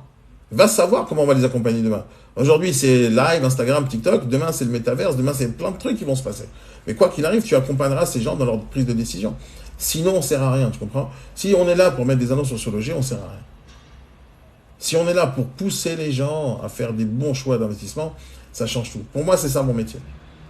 Mon métier, c'est pas de vendre des affaires trop chères, surévaluées à des gens qui vont s'endetter pendant 25 ans et ne plus jamais pouvoir le revendre au même prix et retirer leur argent. Ça, je ne sais pas faire. Pour moi, ça, c'est de l'arnaque. Et c'est ce que passe dans beaucoup d'agences immobilières. Ça, c'est de l'arnaque, de dire aux gens, tiens, achète. Mais de l'autre côté, il y a des gens qui veulent acheter. Donc, je ne vais pas les forcer, je ne vais pas les empêcher d'acheter. Il y a des gens qui sont prêts à payer ça, qui payent. Mais moi, j'essaie de me constituer une clientèle différente, celle des investisseurs marchands de biens depuis 20 ans. C'est-à-dire les gens qui vont vouloir acheter pour investir. Et ceux qui ne savent pas comment investir, ils me posent des questions. C'est exactement ce que je fais tous les jours sur les réseaux sociaux, juste tous les jours. Et en faisant ça, j'ai énormément de gens qui viennent des réseaux sociaux, Instagram, TikTok, YouTube, qui me posent des questions et au final, ils me disent, j'ai envie d'acheter. Alors moi, je leur dis, inscrivez-vous sur ma mailing list pour que je vous envoie mes bonnes affaires dès qu'elles arrivent. Et c'est tout. Tu comprends? Donc moi, aujourd'hui, quand j'ai un produit, en quelques secondes, il est vendu parce que j'envoie des mails à plus de 38 000 personnes. Tu comprends? C'est ça la grosse différence. Un marchand de biens, par exemple, ne va pas réagir de la même manière qu'un particulier. Un particulier, si je lui vends une affaire, je lui vends son bien en 2 minutes, il va dire non, monsieur, c'est trop cher payé. Si un marchand de biens, je lui vends son affaire en 2 minutes, il me dit super, viens, on achète une autre. Parce qu'il a gagné de l'argent en 2 minutes. Tu comprends? Il sait très bien comment ça fonctionne, tu comprends? Une affaire vendue n'est plus à vendre, et dès que tu as mobilisé trop d'argent et que tu l'as vendu, tu as besoin du cash pour acheter une autre affaire. Un marchand de biens, il est là pour faire tourner le fric. Le particulier, il n'a pas cet état d'esprit. Donc quand tu es avec un particulier, pour revenir à tout à l'heure, si jamais tu fais trop vite les choses, c'est pas bien. Si tu expliques pas ce que tu fais, c'est pas bien. S'ils comprennent pas que c'est difficile ton métier, c'est pas bien. Et donc dans ta façon de travailler, que ce soit avec le mandat ou ailleurs, il faut que les gens comprennent que ton travail, tu l'as déjà fait et tu vas continuer à en faire. Mais ce que tu as fait pour amener des acheteurs, ça ne veut pas dire que ça s'arrête là. Aujourd'hui, il faut que tu commercialises le produit pour faire que les acheteurs aient envie d'acheter ce bien au plus haut prix possible. Tu comprends? C'est ça ton discours avec ces gens-là. Ok? Maintenant, est-ce que tu as entendu parler du mandat haute diffusion plus, par exemple? La variante, elle est que tu travailles uniquement en mandat de recherche. D'accord? C'est-à-dire que la personne, elle va signer un document où il y a marqué qu'elle ne te payera jamais rien, qu'elle peut arrêter le mandat quand elle veut, et qu'elle te doit rien. C'est ça qu'elle a fait. Et donc, quand elle signe ça, donc elle s'engage à rien, et elle est obligée de rien. La seule chose qu'elle te fait quand elle signe ce document, c'est qu'elle te permet de diffuser l'annonce et faire des visites. En fait, c'est un permis de diffusion.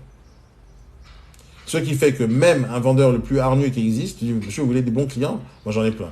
Mais on peut en avoir plus si je diffuse l'annonce. Maintenant, je ne vous demande rien, ni d'argent, ni de commission, ni rien du tout, ni de mandat. Juste, j'ai besoin de votre permis de diffuser. C'est tout. Tout simple.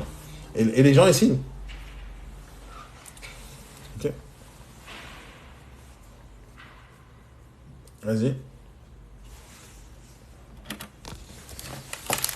C'est les trois localisations, prix, surface, Ouais. juste pour voir comment ça prend, sans évidemment, sans que ce soit celui-là, mais juste mettre ces 3 éléments pour voir, tu vois, à peu près. Ouais, mais quand tu les mets les annonces, il faut y aller dans le but de choper des acquéreurs. C'est-à-dire, on ne fait pas des tests. On ne fait pas des tests. Par exemple, imaginons que le bien que tu vas démarcher, là, il est à 200 000. D'accord? Imaginons que le produit, le vendeur en veut 200 000. Tu dois être capable de mettre aujourd'hui plusieurs annonces différentes sur différents sites. Un bien à 200 000, un à 210, un à 220, un à 230, et un à 190, un à 180, un à 170.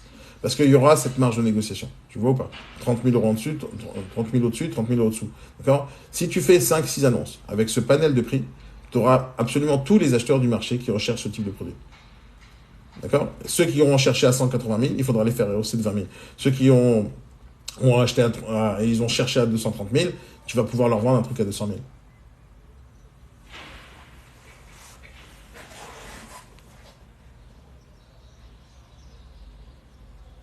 Ouais. Et alors? Chez toi, il y en aura 6. Chez toi, il y en aura 6 et jamais avec les photos du bien. Et alors, ça change quoi? Si tu mets pas les photos du bien, tu mets pas ton prénom et ton nom, tu mets un autre. Comment ils vont savoir que c'est toi? Et tu crois que vraiment les gens, ils ont que ça à foutre d'aller chercher sur le bon coin les annonces qui sont arrivées? Et s'ils le font, mais ça va être un plus encore pour toi pour la négociation. Quand quelqu'un voit qu'il y a deux biens similaires à des prix moins chers, ça va le faire flipper. Tu sais, j'ai jamais réfléchi à ça, je viens de réfléchir maintenant. En vrai, il faudrait mettre des annonces moins chères rien que pour faire chier le vendeur pour qu'il baisse. Non, non, mais je le ferai pas parce que c'est une idée tordue là que je viens d'avoir. Mais tu vois, bien sûr, si les personnes elles se passent leur temps sur le bon coin à regarder les annonces des autres, ben, ils vont flipper parce qu'ils vont voir plein de biens qui sont en dessous de son produit là, alors que c'est la même surface et la même localisation. Donc ça peut être que bien pour toi. Mais encore une fois, on s'en fout. Si jamais tu mets pas le bien, les photos et que les gens ne puissent pas le reconnaître, ils vont jamais savoir. Et on s'en fout. Il y a 6 millions d'annonces sur le bon coin. On s'en fout de tout ça. Ah oui, c'est très important ce genre d'outil. Ok. Allez, question de dernière minute, les amis. Ou on se quitte comme ça. On met de la musique triste. On met de la musique triste. Non? C'est bon, pas de question. Kevin, tout va bien pour toi? Tu avances, mon ami? Tout va bien? Voilà, si tout va bien, les amis, alors je vous souhaite à toutes et à tous une très bonne journée. Et on se voit demain matin, Vivendi, comme d'habitude. Ok? Allez, bye bye. Bye, les amis. Amusez-vous bien.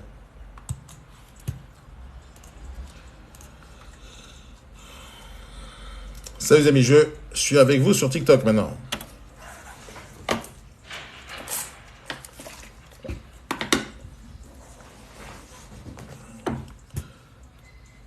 Deux secondes. Je continue le live sur la radio.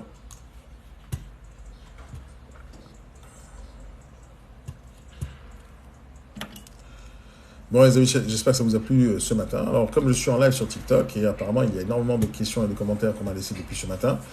Alors merci d'être avec moi depuis tout à l'heure, pour ceux qui me suivent sur TikTok. Alors c'est vrai que c'est dérangeant quand vous écoutez uniquement ce que je suis en train de dire, mais c'est pour ça que je vous ai dit, téléchargez l'application Capitch pour me suivre en live à la radio et entendre les deux côtés. Alors de temps en temps j'ai réussi à mettre le son, c'est un peu compliqué. Donc allez, on va lire les commentaires qui sont juste en face de moi sur mon écran et on va voir qu'est-ce que vous m'avez posé comme question depuis tout à l'heure. Je vois plein de commentaires. Alors, il y a des choses qui sont intéressantes, des choses moins intéressantes. Alors merci pour tous les compliments. Il y a plein de gens qui me disent plein de trucs sympathiques sur les commentaires. Ouais, ma barbe, c'est devenu un truc. Alors, sachez, d'une manière générale, je commence à répondre aux questions que vous m'avez posées. D'une manière générale, à qui je m'adresse? Moi, je m'adresse à tous ceux qui ont envie d'être entrepreneurs, à tous ceux qui ont des projets d'investissement immobilier, à tous ceux qui ont envie d'apprendre le métier de négociateur immobilier. Je m'adresse à tous les entrepreneurs d'une manière générale. J'accompagne les entrepreneurs de manière générale, j'en suis un. Et donc voilà, je réponds à toutes vos questions de manière générale. Maintenant, si vous avez des questions, vous avez besoin de motivation, vous avez besoin d'aide sur absolument n'importe quoi. En tant qu'entrepreneur, en tant que personne qui a 47 ans, qui a roulé sa bosse, je pense pouvoir vous aider même dans vos problèmes personnels, si vous avez besoin réellement qu'on vous donne des petits conseils. Ici et là. Donc, mais d'une manière générale, je parle à des entrepreneurs, même à des salariés qui voudraient bien le devenir demain, ou améliorer leurs compétences en tant que salarié, tout va bien aussi. Salut, que penses-tu du MLM? MLM est égal à arnaque. Ok, alors je réponds à tous vos commentaires un par un. Donc là, c'est Léo qui me pose la question. Que penses-tu du MLM? MLM est égal à arnaque. Va chercher sur Wikipédia, MLM, martingale, pyramide de Ponzi. Va chercher tout ça. Tout ça, ce sont des arnaques. Donc, elle est où l'arnaque? Je te l'explique pour que ça soit clair pour toi. Elle est où l'arnaque du MLM? Le MLM, le principe est très simple. Déjà, ça existe depuis très longtemps avec Herbalife. J'ai failli me faire avoir quand j'avais 16 ou 17 ans, je ne me rappelle plus. Et je ne me suis pas fait avoir parce que tout de suite, j'ai compris qu'il y avait une arnaque derrière, alors que je n'étais pas si intelligent que ça à l'époque. En fait, l'idée, elle est simple. On te dit, écoute, tu viens chez nous, tu payes 500 balles, tu achètes une certaine quantité de marchandises. Et tu vas chercher 5 personnes qui vont travailler en dessous de toi. Et chacun d'entre eux va devoir acheter 500 € de marchandises. Et eux, ils vont chercher à aller chercher 5 personnes aussi en dessous d'eux. Et chacun de ces 5 personnes vont payer les 500 € de package. Chaque personne a plusieurs niveaux. À chaque fois qu'ils achètent un package à 500, toi, tu touches une petite commission, etc. Et quand ils t'expliquent le principe, ils te montrent des chiffres, ils te montrent l'exponentialité de ce concept, ils te montrent que dans quelques mois, tu peux devenir multimillionnaire si tu as au moins plusieurs étages avec 5 personnes ici, 5 personnes là. Et quand tu arrives à 25 ou à 30 ou 40 personnes, eh ben, tu deviens millionnaire. Dans la théorie, c'est vrai. Sur le papier, ça se tient. On peut faire plein de fichiers Excel pour montrer à combien c'est génial, à combien on devient millionnaire. Très souvent, ils vont utiliser cet argument. Écoute, si je te donne 1 € le premier jour, le lendemain, je te le double, et le lendemain, je te le double ce que tu as touché, est-ce que ça te dirait, même si je fais ça avec un 10 centimes? Et tout le monde plonge dans le panneau parce que les chiffres, quand ils parlent, on leur fait dire ce qu'on a envie de leur faire dire. Le MLM ne marche jamais parce que sur le papier, ça marche quand on multiplie les chiffres. Mais dès qu'on commence à le faire en vrai, et donc on voit une équipe de 25 personnes ou 40 personnes qui ne se connaissent pas entre eux, ça ne tient jamais. Et donc la pyramide qu'on est en train de créer, elle s'écroule à un moment donné. Et déjà en tant que personne, tu ne peux pas gérer autant de personnes, autant de commerciaux, autant pour les motiver, etc. Surtout que dans cet état d'esprit de MLM, en général, on va travailler en ligne, on va travailler avec des personnes un peu partout en France, donc tu ne vas pas les rencontrer, etc. Et même si tu les rencontres, ça ne change rien parce que la relation client, c'est pas la même. Et les personnes ne sont pas tous motivées comme toi à devenir millionnaire. Donc très souvent, la pyramide s'explose. Alors qui c'est qui gagne l'argent dans MLM? Uniquement la boîte de MLM. C'est tout. Tous les autres se font arnaquer. Et ça existe depuis la nuit des temps. Donc, quand tu parles de MLM, je ne sais pas de quel sujet tu parles, et je ne sais pas qui a essayé de t'embobiner là-dessus, que ce soit dans l'immobilier ou ailleurs. Le MLM, vous fuyez ce principe-là et vous n'y touchez jamais. Tout simplement. C'est une arnaque, et peu importe comment on te l'explique.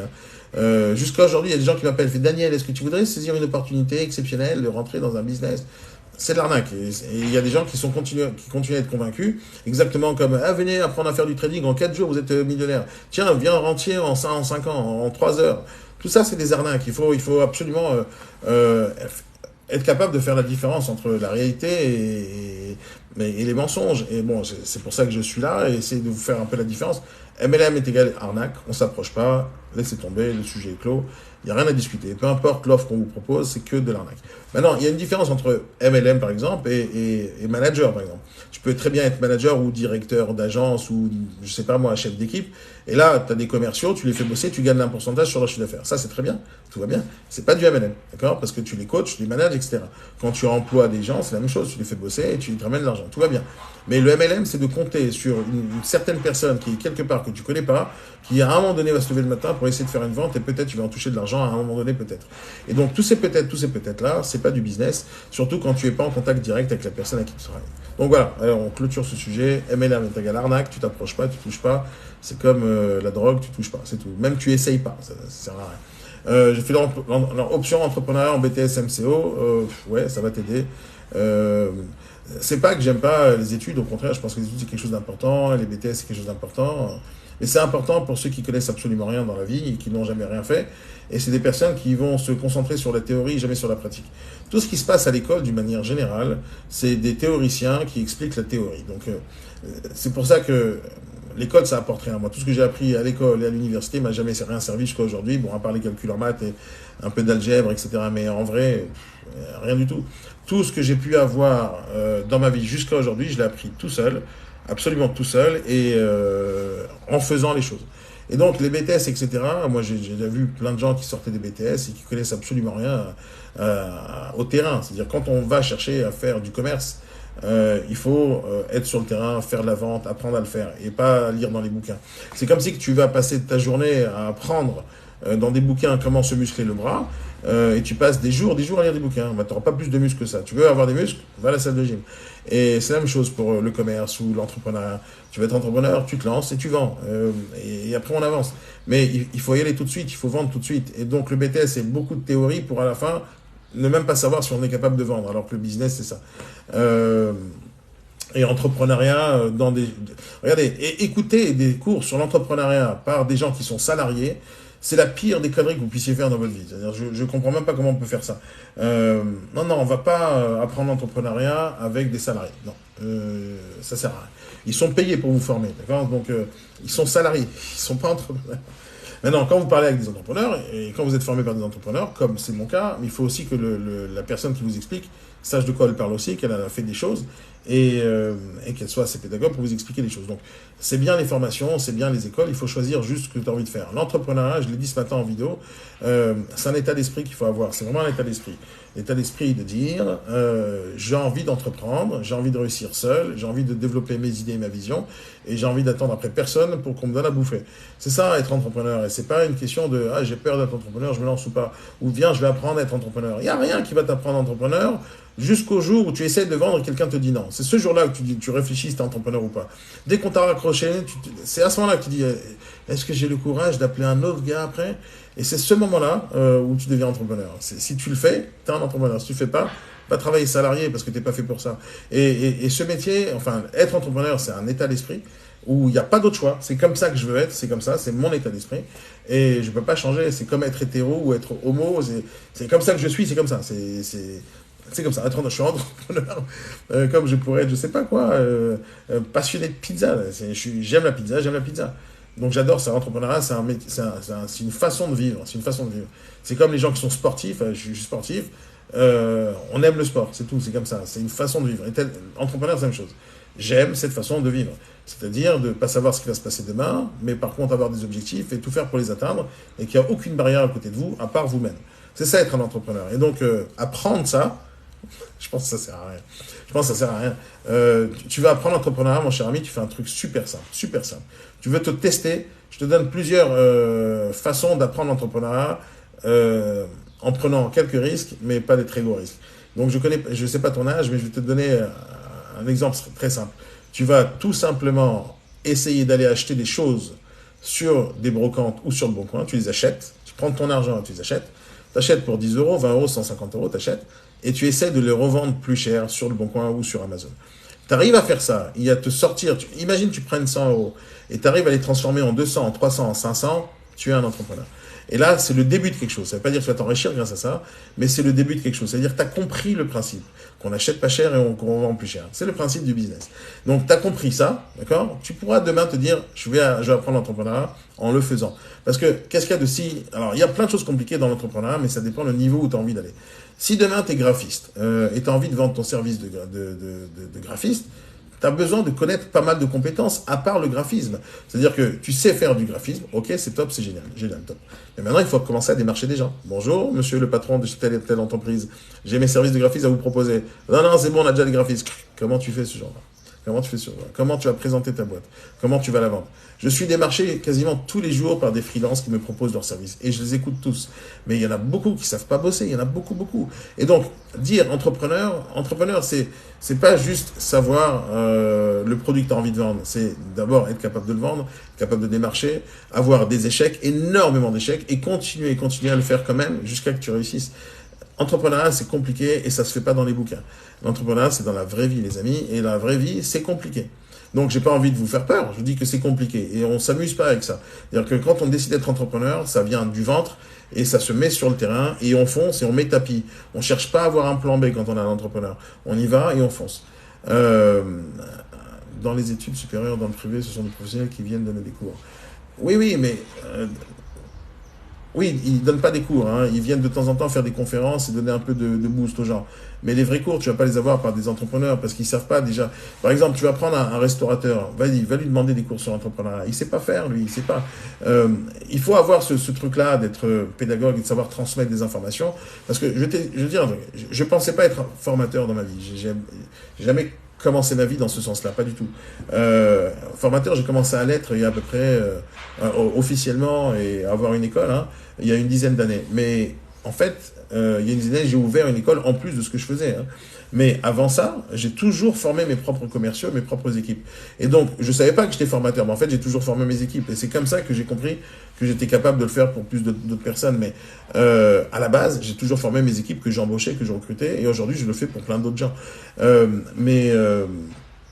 Quand tu formes des gens, c'est très difficile d'avoir que la théorie en tête. C'est très difficile.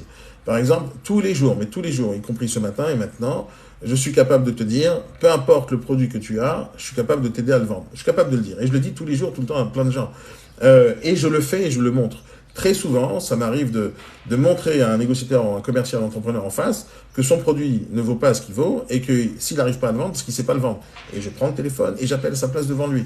Et tout ça, je le fais en vidéo, c'est enregistré sur ma chaîne YouTube. Et je montre comment je fais les choses. Parce que si jamais tu n'as pas ce talent-là, imaginons que tu es graphiste et tu veux ouvrir ta boîte et commencer à vendre tes services, il faut apprendre à vendre, il faut apprendre à négocier, il faut apprendre à démarcher, il faut apprendre à communiquer, il faut apprendre à faire plein de choses.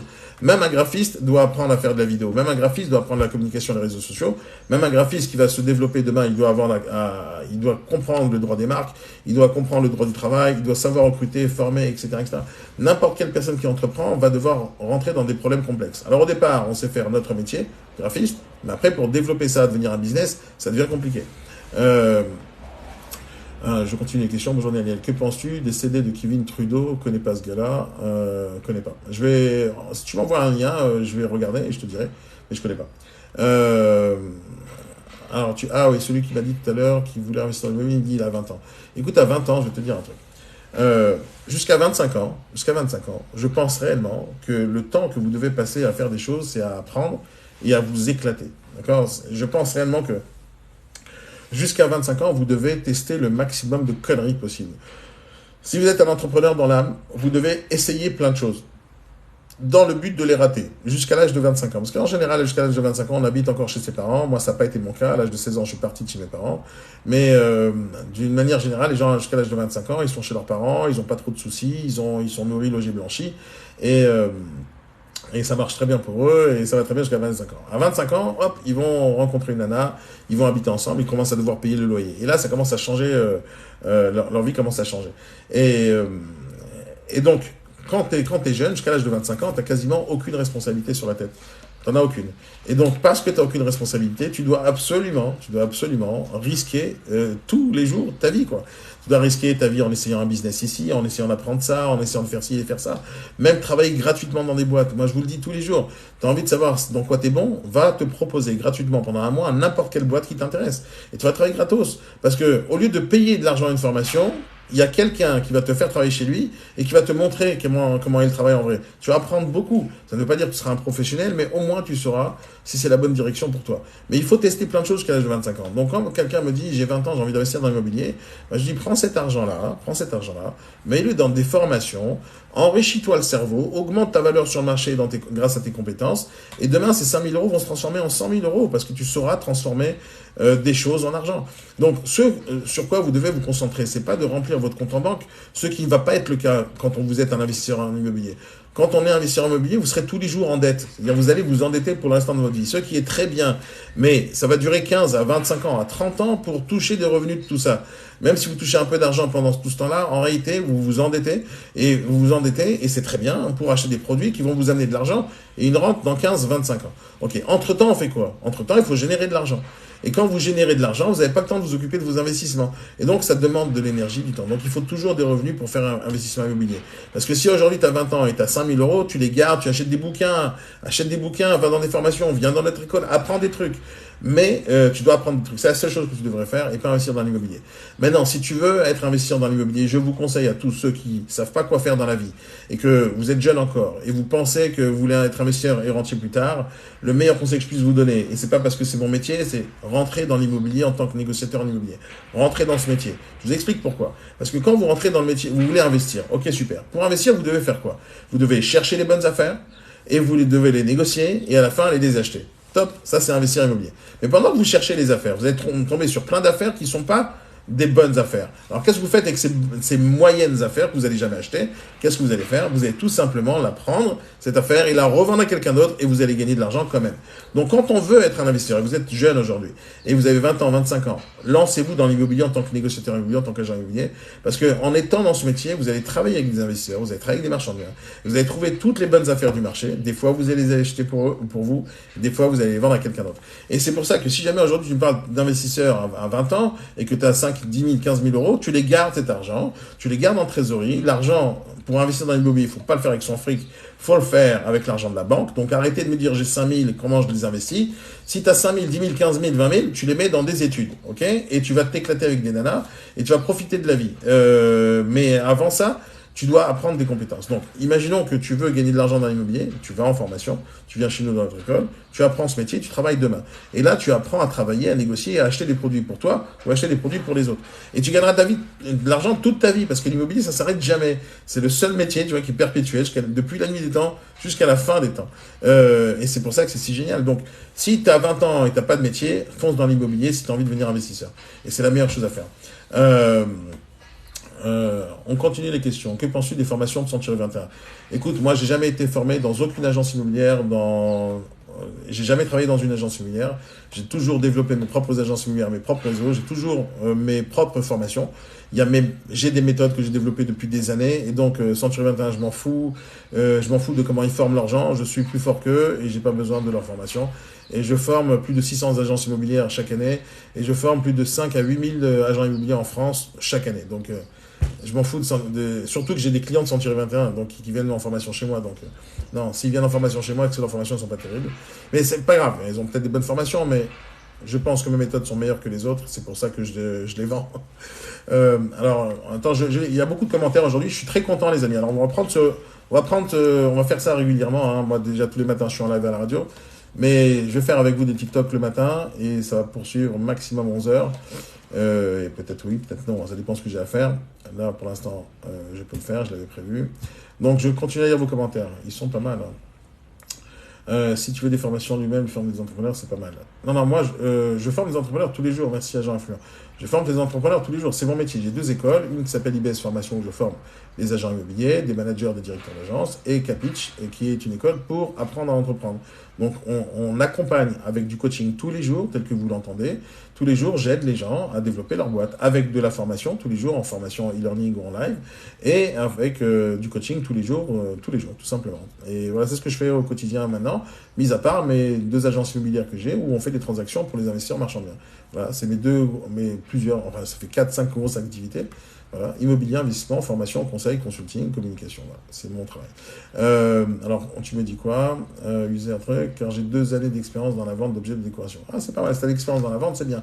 Mais je vais te dire, entrepreneur, si tu veux lancer une boîte, je le dis tous les jours, à chaque fois que quelqu'un vient en rendez-vous avec moi, et il a un projet, et ça fait 6 mois qu'il travaille sur le projet, je lui dis, écoute, ton projet, peu importe lequel il est, je suis capable de te lancer à la fin de la journée.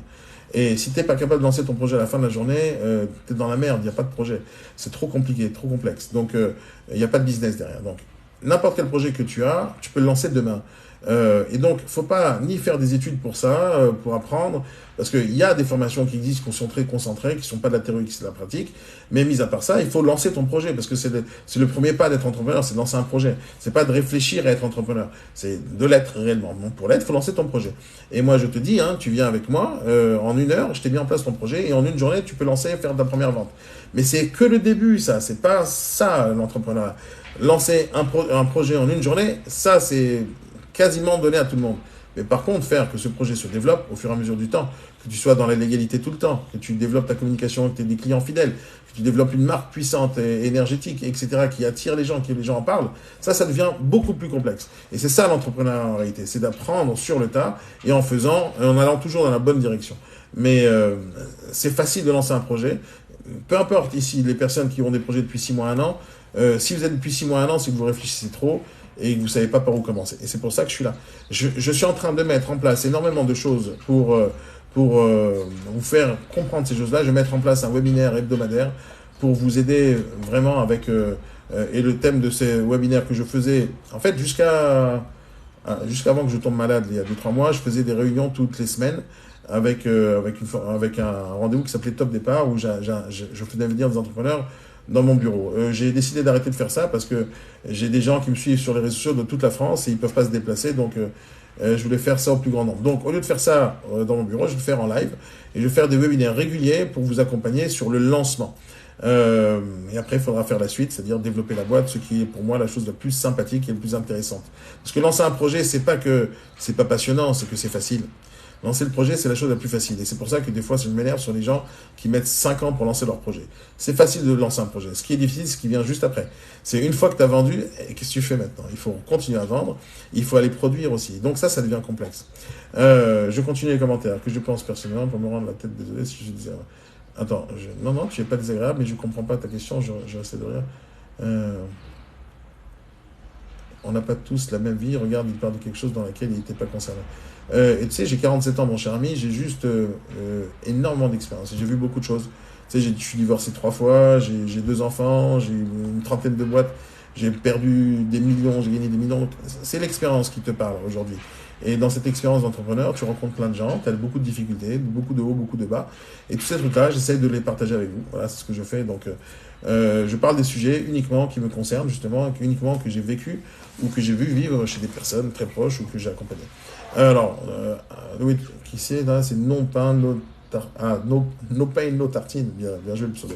Tu es marchand de biens? Oui, je suis marchand de biens. Parce que vous ouvrir une agence, il faut la carte. Mais être marchand de biens et une agence immobilière, c'est deux choses différentes. Hein. Tu peux être marchand de biens sans avoir de carte professionnelle. D'ailleurs, marchand de biens, ça te donne la possibilité de l'être. Donc, tu achètes des biens, tu les revends. Par contre, c'est quoi agent immobilier? C'est la possibilité de revendre un bien qui ne t'appartient pas. Ce qui n'est pas le cas d'un marchand de biens. Un marchand de biens n'a pas besoin de carte professionnelle pour acheter, parce que c'est un acheteur. Il n'a pas besoin de carte professionnelle pour revendre, parce qu'il est propriétaire. La différence entre un marchand de biens et une personne lambda, c'est qu'il a une société pour pouvoir faire ces genres de transactions. Donc, il y a plein de critères autour de marchand de biens. Donc, je suis marchand de biens, mais ça n'a aucun rapport avec le fait d'être agent immobilier. C'est deux choses totalement différentes. Je continue les commentaires. N'hésitez pas à me préciser vos questions. Hein. Mais la galère à remplir la partie foncière, mais d'abord, je dois avoir mon BTS. Ok. Fonce avec ton BTS. Sachez que tu peux travailler dans l'immobilier dès maintenant, même y compris pendant ton BTS. Il faut 4 ans d'exercice en tant que salarié, cadre en agence, où ils en ont. Ah, ça c'est pour avoir la carte. Donc, si tu veux avoir la carte professionnelle, ce qui est une bonne idée, hein. D'ailleurs, la seule raison pour laquelle je conseillerais à quelqu'un de faire un BTS immobilier, c'est s'il a envie d'avoir la carte professionnelle à la fin de ses études. Donc, si vous voulez avoir la carte professionnelle et ouvrir une agence, faites le BTS immobilier. Si vous ne comptez pas avoir la carte et vous ne comptez pas avoir une agence, mais vous voulez juste travailler dans l'immobilier, pas besoin de faire le BTS, pas besoin, ça ne sert à rien. Ça sert juste à rien. C'est inutile, vous allez apprendre beaucoup de juridique qui vont vous permettre d'avoir la carte professionnelle, mais ce n'est pas ça qui va vous rendre agent immobilier. Ce qui va vous rendre agent immobilier, c'est ce que je fais au quotidien. Donc j'enseigne à des gens de faire leur métier. Je n'enseigne pas aux gens à avoir la carte professionnelle. J'enseigne à faire de la transaction, comprendre le métier, développer leur agence, recruter des gens, former des gens. Enfin, c'est ça le métier d'agent immobilier, plus le recrutement, plus la formation de leurs propres négociateurs. C'est ça qu'on enseigne dans notre école. Mais sur le principe, tu n'as pas besoin d'avoir ni de diplôme pour entrer dans l'immobilier, il suffit juste de connaître le métier. Donc le métier, ça s'apprend. Oui, encore une fois, BTS, ça marche si jamais ton but, c'est d'ouvrir une agence derrière. Voilà, je vais voir si je n'ai pas raté des questions. Agent influent, je vois que tu parles à plein de gens. Oui, il faut qu'on se fasse un live agent influent si tu veux. On s'organise ça à la fin de la semaine si tu veux, ce jeudi on peut le faire. Si ça t'intéresse, on peut y aller ensemble. Ah, tu me dis, voilà, user truc. Pourquoi vous n'avez pas de pseudo là, user 198? J'ai envie de créer une agence immobilière avec un service de décoration que j'ai vu sur le marché. Alors, écoute, le service de décoration dans notre métier, je pense que tu parles du homestaging. Donc, l'homestaging, c'est quelque chose de très très bien, mais je ne te conseille pas de faire une agence qui va faire de la décoration ou du homestaging. Je ne te conseille pas. Je te conseille de voir ou une agence ou une boîte de homestaging. Si tu as une agence, tu peux travailler avec des gens qui font du homestaging, donc ce sera tes partenaires, mais où tu fais du homestaging et tu vas travailler avec des agences qui ont des clients qui auraient bien voulu avoir de la décoration. Pourquoi je te dis de ne pas faire les deux en même temps? Parce que être agent immobilier, c'est un métier à part entière, ça a une certaine fonction et c'est une certaine méthodologie de travail. La décoration, c'est un autre métier, tu vas devoir acheter du matériel, prendre beaucoup plus de temps dans ton travail et vendre tes services différemment. Ce sont deux choses différentes avec deux types d'employés différents. Et donc, mélanger les deux, c'est comme si tu avais deux sociétés. Déjà, une société, c'est compliqué à créer et à développer, mais alors quand tu en as deux, ça devient l'enfer. Et quand tu n'as pas l'habitude de créer d'autres boîtes, vu que tu es encore en BTS, tu as 20 ans, donc je te déconseille de faire ça. Je te déconseille. Ou tu ouvres une agence immobilière, ou tu ouvres une boîte de décoration. Dans les deux cas, tu vas travailler ou avec les agences immobilières, ou avec les boîtes de décoration. Mais ne fais pas les deux. C'est très compliqué d'avoir deux entreprises avec deux fonctionnements totalement différents. C'est très compliqué. Donc c'est possible, hein, dans 5-10 ans, quand tu auras déjà eu l'expérience avec une bonne boîte qui marche. Et après, tu pourras en ouvrir une deuxième, une troisième, une cinquième. Mais c'est très compliqué d'avoir deux produits différents à vendre. Et en plus, les clients ne sont pas les mêmes. Les gens qui veulent décorer ne sont pas spécialement les mêmes qui veulent vendre leurs produits ou qui veulent acheter. Donc, encore une fois, tu vas parler à un public différent quand tu fais de la décoration et tu vas rater ton immobilier. Donc, ne fais pas. Fais ou ça ou ça. C'est vraiment ce que je te conseille. Tu sais, McDonald's, ils font pas de pizza. Donc, prends-en de la graine. Qu'en penses-tu? Alors voilà, je pense que ça va donner un truc. Alors, pour pouvoir ouvrir une agence, je t'ai déjà répondu, l'agence, ouvre ton agence, c'est très bien, mais tu n'es pas obligé d'avoir la carte pour ouvrir une agence. Je t'explique pourquoi, parce qu'aujourd'hui, tout se paye. Quand je dis aujourd'hui, c'est dans notre époque, on est en 2022, tout se paye. Si tu n'as pas la carte professionnelle, demain je t'ouvre une agence comme si tu avais la carte professionnelle. Il suffit que tu payes le bon montant parce que ça se fait. On peut ouvrir des succursales, on peut donner la délégation de carte, il y a plein de moyens de le faire. Et donc tu n'as pas besoin de faire 2 ans d'études si tu veux juste ouvrir une agence. Tu veux le faire, c'est parce que tu vas avoir ta propre agence et ta propre carte. Mais disons que les solutions alternatives existent pour absolument n'importe qui peut mettre la main à la poche pour avoir ça. Mais c'est juste une question d'argent à la fin. Oui, alors ne prends pas quelqu'un d'associé non plus. Écoute bien, pour celui qui m'a dit tu vas faire une agence et un truc de décoration. Écoute-moi bien, je vais te donner, je sais pas, tu as déjà ouvert une boîte, essaie de me répondre à cette question. Si tu as déjà ouvert une boîte, réponds-moi à cette question. J'ai parti du principe que tu n'as jamais ouvert de boîte, c'est ta première, d'accord? Ta première boîte, ne prends pas d'associé. Ni la première, ni la deuxième, ni la troisième. Tu vas prendre un associé. Moi, j'ai des associés, j'ai un associé avec qui je m'entends très bien, mais je t'explique comment tu dois choisir ton associé. Déjà, tu ne vas pas en prendre un de ta première boîte. Non. D'abord, tu dois apprendre des choses sur toi-même. Qu'est-ce que tu es capable de faire tout seul? Est-ce que tu es un entrepreneur tout seul ou tu as besoin d'avoir des potes avec toi qui vont te dire quoi faire? Si tu as besoin de quelqu'un, tu n'es pas vraiment un entrepreneur et tu n'es pas un chef d'entreprise. Donc, ta première boîte, tu vas l'ouvrir tout seul, peu importe s'il y a 25 000 personnes qui veulent travailler avec toi. Donc, tu leur dis non. La première boîte, au moins, tu sais te débrouiller seul. Parce que quand tu n'as pas d'associé au début, rien ne t'empêche d'en avoir un après. C'est-à-dire, une fois que ta boîte elle est montée, rien ne t'empêche d'en avoir un. Maintenant, je t'expliquais dans quelles conditions il faut prendre un associé. Il faut que tu aies un associé qui te complète, ok? Qui te complète, c'est-à-dire qu'il fasse des choses que toi tu sais pas faire et que lui, il a des choses que toi tu sais faire et que lui ne sait pas faire. Il faut que vous vous complétiez. Si vous faites la même chose, ça marche pas. Si l'associé vient uniquement parce que tu as besoin d'argent, c'est un mauvais associé. Si l'associé vient parce qu'il croit en ton projet et qu'il veut y travailler dedans, c'est un bon associé. Donc, il y a plusieurs façons de travailler avec les associés. En tout cas, c'est la chose peut-être la plus complexe dans l'entrepreneuriat, de s'associer avec des gens, de partager de la richesse et des valeurs. Donc, c'est très compliqué. C'est comme un mariage, une association. Donc, moi, ce que je te conseille de faire, c'est le conseil que je donne à n'importe quel nouvel entrepreneur. Tu ouvres ta première boîte tout seul. Quitte à te casser la gueule, casse-toi la gueule, mais casse-toi la gueule tout seul. Casse-toi la gueule tout seul en apprenant de tes erreurs. Parce que la première fois, tu vas faire beaucoup d'erreurs et c'est normal. Et si tu prends un associé et tu vas l'embarquer dans tes conneries et qui va faire faillite à cause de toi, ben c'est pas bien non plus. T'es un débutant, comme quand tu montes au vélo pour la première fois, t'es un débutant, tu sais pas rouler, on te met les petites roues à côté, tout va bien. L'entrepreneuriat, c'est la même chose, sauf que t'as pas de roues. Mais tu dois monter sur le vélo et apprendre à pédaler pendant que tu te casses la gueule. Donc, tu vas devoir le faire seul. Tu dois apprendre sur toi si tu es un bon entrepreneur ou pas, avant même de chercher un associé. J'ai fait cette erreur quand j'étais jeune, d'avoir l'associé après ma deuxième boîte. Et c'est une grave connerie. Je regrette d'avoir fait ce choix-là. Mais j'ai eu dans ma vie 3 associés en tout. Et la première fois, c'est cassé la gueule. La deuxième fois, c'est bien passé. Et la troisième fois, c'est maintenant. Non, 4 fois en tout. Il y a 2 fois où c'est mal passé. Et 3 fois où ça se passe bien. Donc, les associés, c'est compliqué. C'est-à-dire, c'est comme un mariage. Et surtout quand des fois, tu t'associes avec ta femme ou avec tes trucs. C'est très compliqué. Donc, ne lance pas ta boîte avec un associé. Et ne cherche pas à ouvrir une boîte qui est dépendante d'un associé. En tout cas, pour ta première boîte. Demain, peut-être. Demain, tu investiras dans des boîtes. Et donc, tu ne seras pas majoritaire. Tu ne seras pas le décideur. Mais aujourd'hui, je te parle d'aujourd'hui, ta première boîte, ne prends aucun associé, tu ouvres un tout petit truc et tu apprends ce que c'est que la compta, la finance, la fiscalité, la trésorerie, l'argent, le développement commercial, la communication, le marketing, le service client, le recrutement, le licenciement, les prud'hommes. Tu dois apprendre tout ça. Et tu vas l'apprendre avec ta première boîte, avec ta deuxième, avec ta troisième. Et c'est après, une fois que tu es sûr de toi, que tu sais que tu es capable d'ouvrir une boîte qui marche, à ce moment-là, prends des associés parce que tu vas les embarquer dans ton chemin. Et tu vas embarquer tes salariés avec toi. Donc, ne fais pas prendre des risques à n'importe qui, et surtout si chacun a une famille, etc. Je bricole bien, je sais faire pas mal de choses, je pense acheter des biens, retaper, à les vendre. Ben, c'est une très bonne idée, je vais te dire quoi, tu l'as pas inventé, ça existe depuis la nuit des temps, et c'est très bien, c'est la meilleure méthode de faire de l'argent. Sauf, c'est pas la méthode de tous les marchands de biens. Moi, je suis le genre de marchand de biens où j'achète et je revends à la seconde sans mettre le pied dans l'appartement. Donc, moi, mon profil à moi, c'est que j'aime pas garder les affaires. Moi, j'aime investir dans l'immobilier en tant qu'investisseur marchand de biens, mais je n'investis pas dans l'immobilier à long terme. Ça ne m'intéresse pas, c'est pas mon truc. Mon truc, c'est d'investir dans des boîtes à long terme.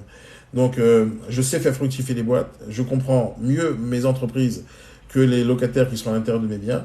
Et donc, je crois plus en l'achat-revente et à faire une plus-value, et à prendre cet argent et le réinvestir dans mes boîtes et dans ma communication, plutôt que le mobiliser à la banque. même si dans mes boîtes, je fais des prêts, etc. C'est le même principe, sauf que je développe une boîte. Pour moi, c'est plus intéressant en ce moment. Mais non, le marchand de biens, c'est un truc que tu peux acheter et revendre dans l'immédiat, comme tu peux acheter et garder un tout petit peu, faire des travaux. Et voilà, mais c'est le principe marchand de biens. Donc, ce que tu dis, c'est très bien.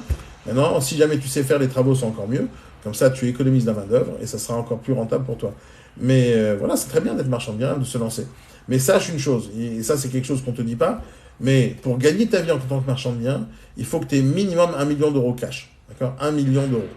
Donc, si tu veux faire ta vie, ton métier marchand de biens, c'est-à-dire tu achètes, tu revends, et tu veux gagner de l'argent, genre entre 5 et 10 000 euros par mois, il faut que tu aies minimum 1 million d'euros dans ton compte en banque avec lequel tu vas jouer pendant toute l'année, et tu vas acheter minimum 1 à 2 biens par mois et les revendre 1 à 2 biens par mois. C'est comme ça que tu vas pouvoir gagner ta vie en tant que marchand de biens, parce qu'après il y a la fiscalité, les impôts, etc. Et il ne va pas te rester grand-chose. Donc, marchand de biens, si tu comptes en faire une carrière aujourd'hui, super, fais-en une carrière à partir du moment où tu as 1 million d'euros. Entre-temps, achète et revends, ça c'est très bien, et constitue un patrimoine d'1 million d'euros, et ce jour-là, tu deviens un vrai marchand de biens. En tout cas, aujourd'hui, tu ne peux pas en faire ton métier tant que tu n'as pas ce cash-là. Pourquoi? Parce que 1 million d'euros, ça représente quoi? Ça représente 5 biens, 200 000 euros. Voilà. Et donc, tu dois être capable de les acheter, de les revendre, les acheter, de les revendre, et toujours faire fructifier ta trésorerie. Parce que dans l'immobilier, tu ne peux pas acheter et revendre dans l'immédiat. Des fois, il te faut 3 mois, 4, 5, 6 mois, et l'argent est mobilisé. Et donc, avant que tu puisses faire beaucoup de ventes, il faut avoir mobilisé beaucoup d'argent.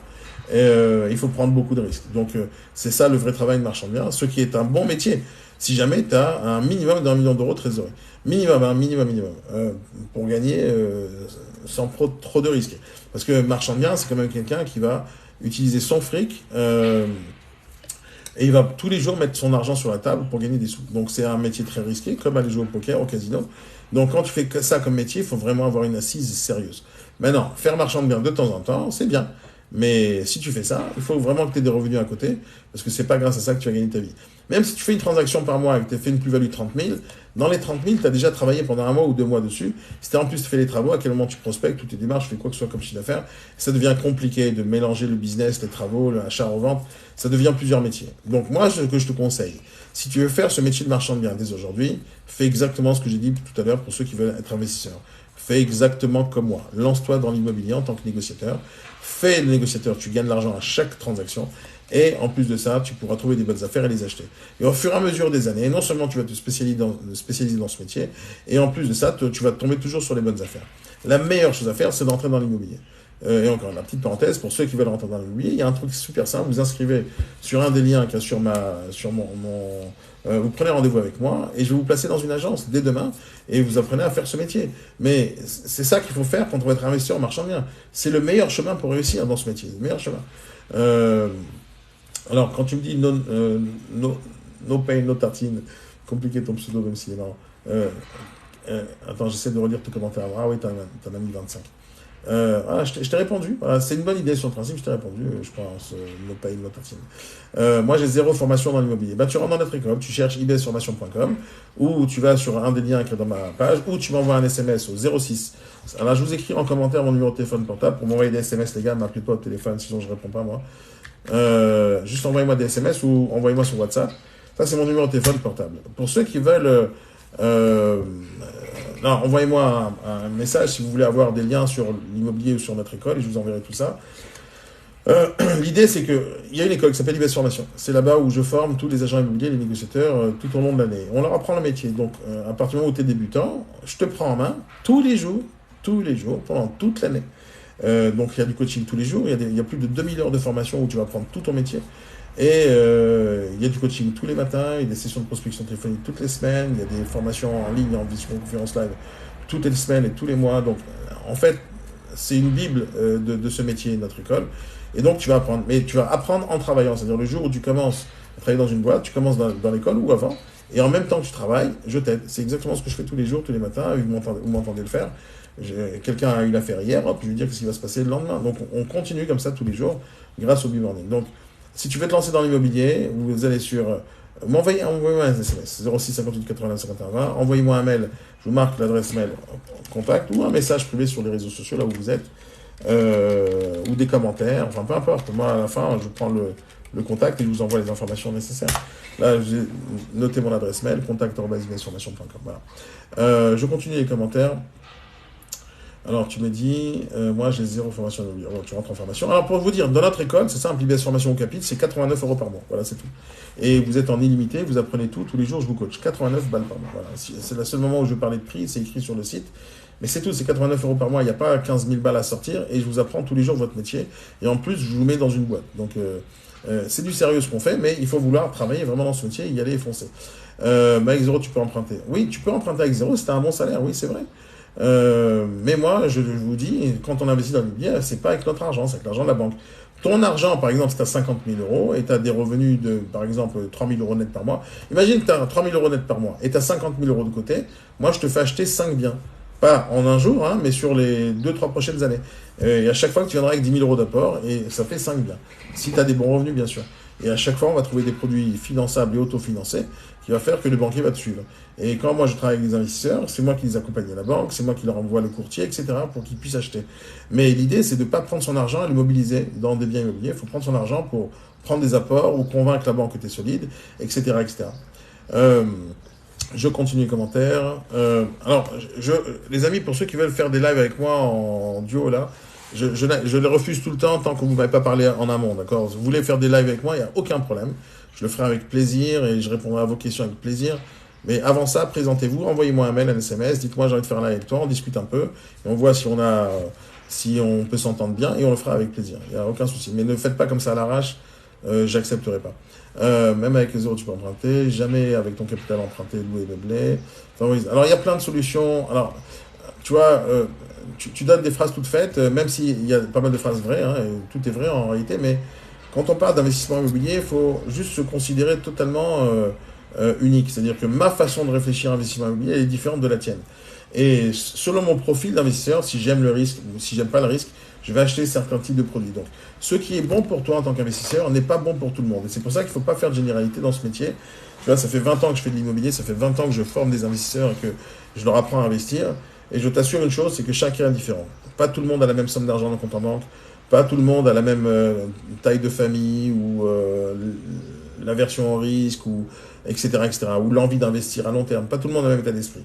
Et donc, quand on parle d'investissement, il y a d'un côté le profil de la personne, son envie de risquer de l'argent, la quantité d'argent qu'il a envie d'investir, les risques qu'il prend si jamais ça marche pas, et c'est différent pour chaque personne. Donc, on peut pas dire que si tu fais ça, ça marchera à tous les coups, c'est pas vrai. Si tu investis dans des boutiques, ça marchera à tous les coups non plus, etc. Non, il y a plein de trucs qui sont variables, et surtout variables selon la personne. Donc, même si, c'est pour ça que je vous dis, quand vous me posez des questions, essayez d'être le plus précis possible, comme ça je puisse vous donner une question très précise. Parce que dire, est-ce qu'il faut investir dans l'immobilier? Oui, bien sûr. Mais est-ce que tout le monde doit investir dans l'immobilier? Non. Est-ce qu'il faut travailler dans l'immobilier si on veut devenir investisseur? Oui. Est-ce que tout le monde peut le faire? Non. Donc il y a toujours des nuances. Et les nuances, elles sont surtout dépendantes du profil que vous avez, de la personnalité que vous êtes. Voilà. Ah merde, je suis pas abonné au bon compte là. C'est pas grave. Je lis les autres commentaires. Moi, je touche 1700 euros. Ils veulent pas. Ils veulent pas quoi? Tu as demandé combien de crédit pour 1700 euros net? D'abord, encore une fois, la base des banques. La base des banques. Je vous explique une petite parenthèse sur les banques, d'accord? Les banques, c'est un business, d'accord? Ce ne sont pas vos amis, les banquiers, d'accord? Ils sont là pour prendre votre argent ou pour vous donner de l'argent et en échange, vous allez payer très cher les intérêts. C'est un business, une banque. Donc, quand ils veulent pas, la banque, c'est pas parce qu'ils font pas leur travail, c'est parce qu'ils pensent que vous n'êtes pas capable de leur rembourser l'argent. La banque, elle te prête l'argent pour que tu le rembourses. S'ils pensent une seule demi-seconde que tu n'es pas capable de rembourser, jamais ils te prêteront. Donc, ce n'est pas les 1700 euros qui sont vraiment importants, c'est plusieurs choses qui sont importantes. Alors, je vais te dire un truc. Pour que ça marche à tous les coups avec le banquier, il faut que tu aies autour de ta personne plusieurs choses. Première chose, les revenus. 1700 euros net, c'est pas mal, ok? Mais bien sûr, ne t'attends pas à décrocher 500 000 euros de crédit. Mais 1700 euros net, c'est bien, d'accord? Maintenant, eux, ce qu'ils veulent savoir, c'est, les banques réfléchissent comme ça, c'est une erreur grave, mais ils réfléchissent comme ça, ils réfléchissent CDI. Donc, imaginons que tu as 1700 euros net et tu as un CDI. Tu as un CDI, c'est déjà un bon point. Deuxième chose, il faut que le montant de l'emprunt que tu cherches à avoir, c'est minimum 3 fois il faut que tu gardes 3 fois le montant de ton emprunt. C'est exactement comme les locataires qui cherchent un appartement. Donc, ils veulent savoir, si on te prête de l'argent, est-ce que tu vas être à la gorge ou pas. Donc, il ne faut pas que tu sois trop endetté, etc. Maintenant, imaginons que tout va bien pour l'instant. À un moment donné, il faut leur dire, écoute, j'ai besoin d'argent. Ils vont te dire, mais pourquoi faire? Pourquoi faire? Pour acheter ce bien immobilier. Donc, le bien, si jamais tu dis, voilà, j'ai trouvé un bien, 18 rue Ordonnaire à Paris dans le 18e, Ça suffit pas. C'est pas ça qui va convaincre un banquier. Ce qui va convaincre un banquier, c'est autre chose. C'est des papiers, c'est des dossiers, c'est un fichier Excel qui va montrer les gains, etc.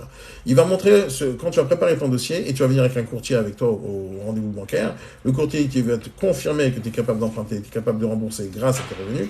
Et en plus de ça, tu vas me montrer un dossier comme quoi tu as énormément réfléchi à la question. Donc, ce que tu dois faire déjà, première chose, c'est de rassurer la personne qui est en face de toi que tu es capable de rembourser, y compris en amenant des gens qui te connaissent, y compris en amenant potentiellement des garants et en amenant ton courtier. Si la banque, elle veut pas, ça veut dire que tu l'as pas convaincu. C'est tout.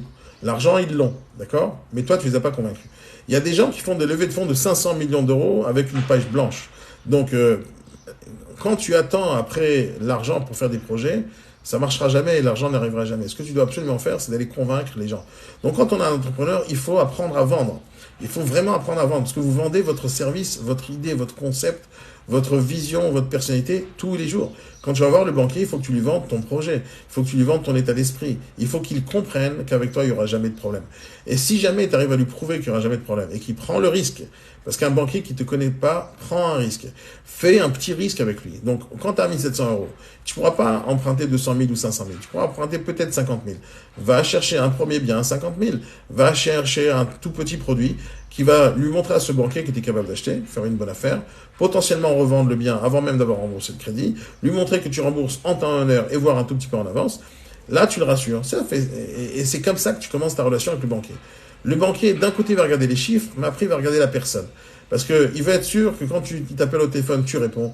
Il va être sûr que quand tu envoies un mail, tu réponds. C'est ça qui va montrer, on appelle ça des signaux d'alarme ou des signaux de détresse ou des signaux qui vont montrer à ce banquier qu'il y a tout ce qu'il faut pour qu'on puisse te faire confiance. Dès qu'il perd confiance en toi, il n'y a plus de crédit, c'est fini. Et tout va se baser sur le relationnel et la confiance. Maintenant, pour pouvoir rassurer encore plus, il faut que tu montres où tu travailles. Il faut que tu communiques sur ce que tu fais. Si tu es un entrepreneur, il faut que tu aies une bonne entreprise qui fonctionne bien. Il faut que tu viennes avec des témoignages de gens qui te font confiance, etc. C'est ça qui rassure. Ça, c'est ce que tu as besoin la première fois pour développer ton dossier.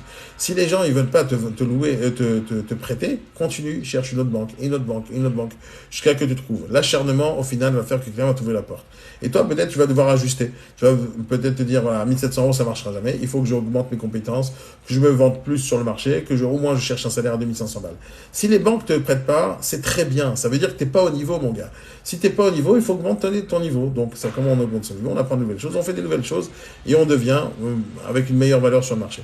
Donc, tu peux emprunter avec 1700 balles, 20 000 balles, 50 000 balles, tu peux acheter des trucs pas chers, des petits terrains, des parkings, il y a plein de trucs que tu peux acheter avec ce genre de montant.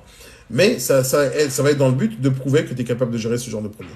Et au fur et à mesure des années. Parce que l'investissement, c'est pas quelque chose où tu vas faire de l'argent en 3 jours. Ça marche pas comme ça. On parle de 15 ans, 20 ans, 25 ans. Donc, tu as le temps d'emprunter et de faire des dossiers et de chaque année acheter 1, 2, 3 fois. Tu as le temps de faire ça. Donc, c'est pas un domaine où tu vas t'empresser et les banques vont pas accepter tout en 3 minutes et tu vas pas t'enrichir en 3 minutes. Faut accepter que dans ce monde-là, l'investissement immobilier, ça prend du temps, beaucoup de temps, beaucoup de temps. Et c'est pour ça que quand quelqu'un vous dit, tiens, on va lancer un immobilier, Dieu a rentier en 3 semaines ou en 3 mois, c'est faux, tout est faux. Tout est faux. Et pour être rentier dès le premier achat, il faut vraiment acheter trop cher. Tu vas acheter sur 25 ans avec des mensualités pas chères, mais autofinançables. Mais ça, c'est une connerie, on n'investit pas comme ça. Ces conseils-là, ils sont faits par des truands, pas par des gens qui savent de quoi ils parlent. Qu'est-ce que tu penses de louer des appartements aux jeunes de la fac? C'est une très bonne idée. Y a plein de gens qui font des trucs pareils. Que ce soit le Airbnb ou des logements étudiants, c'est super top. Bien sûr, c'est très demandé, donc c'est top, bien sûr. Fais-le, fonce. Renseigne-toi juste par rapport à la concurrence et au marché qui existe déjà. Mais ça existe déjà, il y a plein de trucs comme ça qui existent. C'est très bien. Toi, tu as 200 000 euros, ils ne veulent pas. Ils veulent pas quoi? Tu vois, je ne peux pas comprendre ta phrase, hein, Denis. Hein. Je ne comprends pas ce que ça veut dire, tes 200 000 euros, ils ne veulent pas. Moi, tu me donnes les 200 000 euros, je te fais acheter plein de trucs. Mais tu as un CDI, tu as un travail, tu as une boîte. C'est-à-dire quoi, ils ne veulent pas? Ils ne veulent pas quoi? Déjà, avec 200 000 euros, tu peux acheter la baraque direct, tu n'as pas besoin de la banque. Mais pourquoi ils ne veulent pas te prêter? Il y a plein de moyens. Par exemple, les 200 000 euros, tu pourrais mettre 100 000 euros en assurance vie et tu leur demandes 100 000 euros supplémentaires. En général, les banques, ils vont prêter à des inconnus 1 euro pour 1 euro. Vraiment, c'est le principe. Gardez ce principe en tête. Quand tu es nouveau dans les banques, enfin dans les demandes de crédit, tu n'as jamais emprunté quoi que ce soit, les gens ne vont pas te faire confiance quoi qu'il arrive. Et en général, ils vont te prêter 1 euro pour 1 euro. C'est-à-dire, tu donnes 1 euro, on te prête 1 euro. Tu vas te dire à quoi ça sert? Tu as double.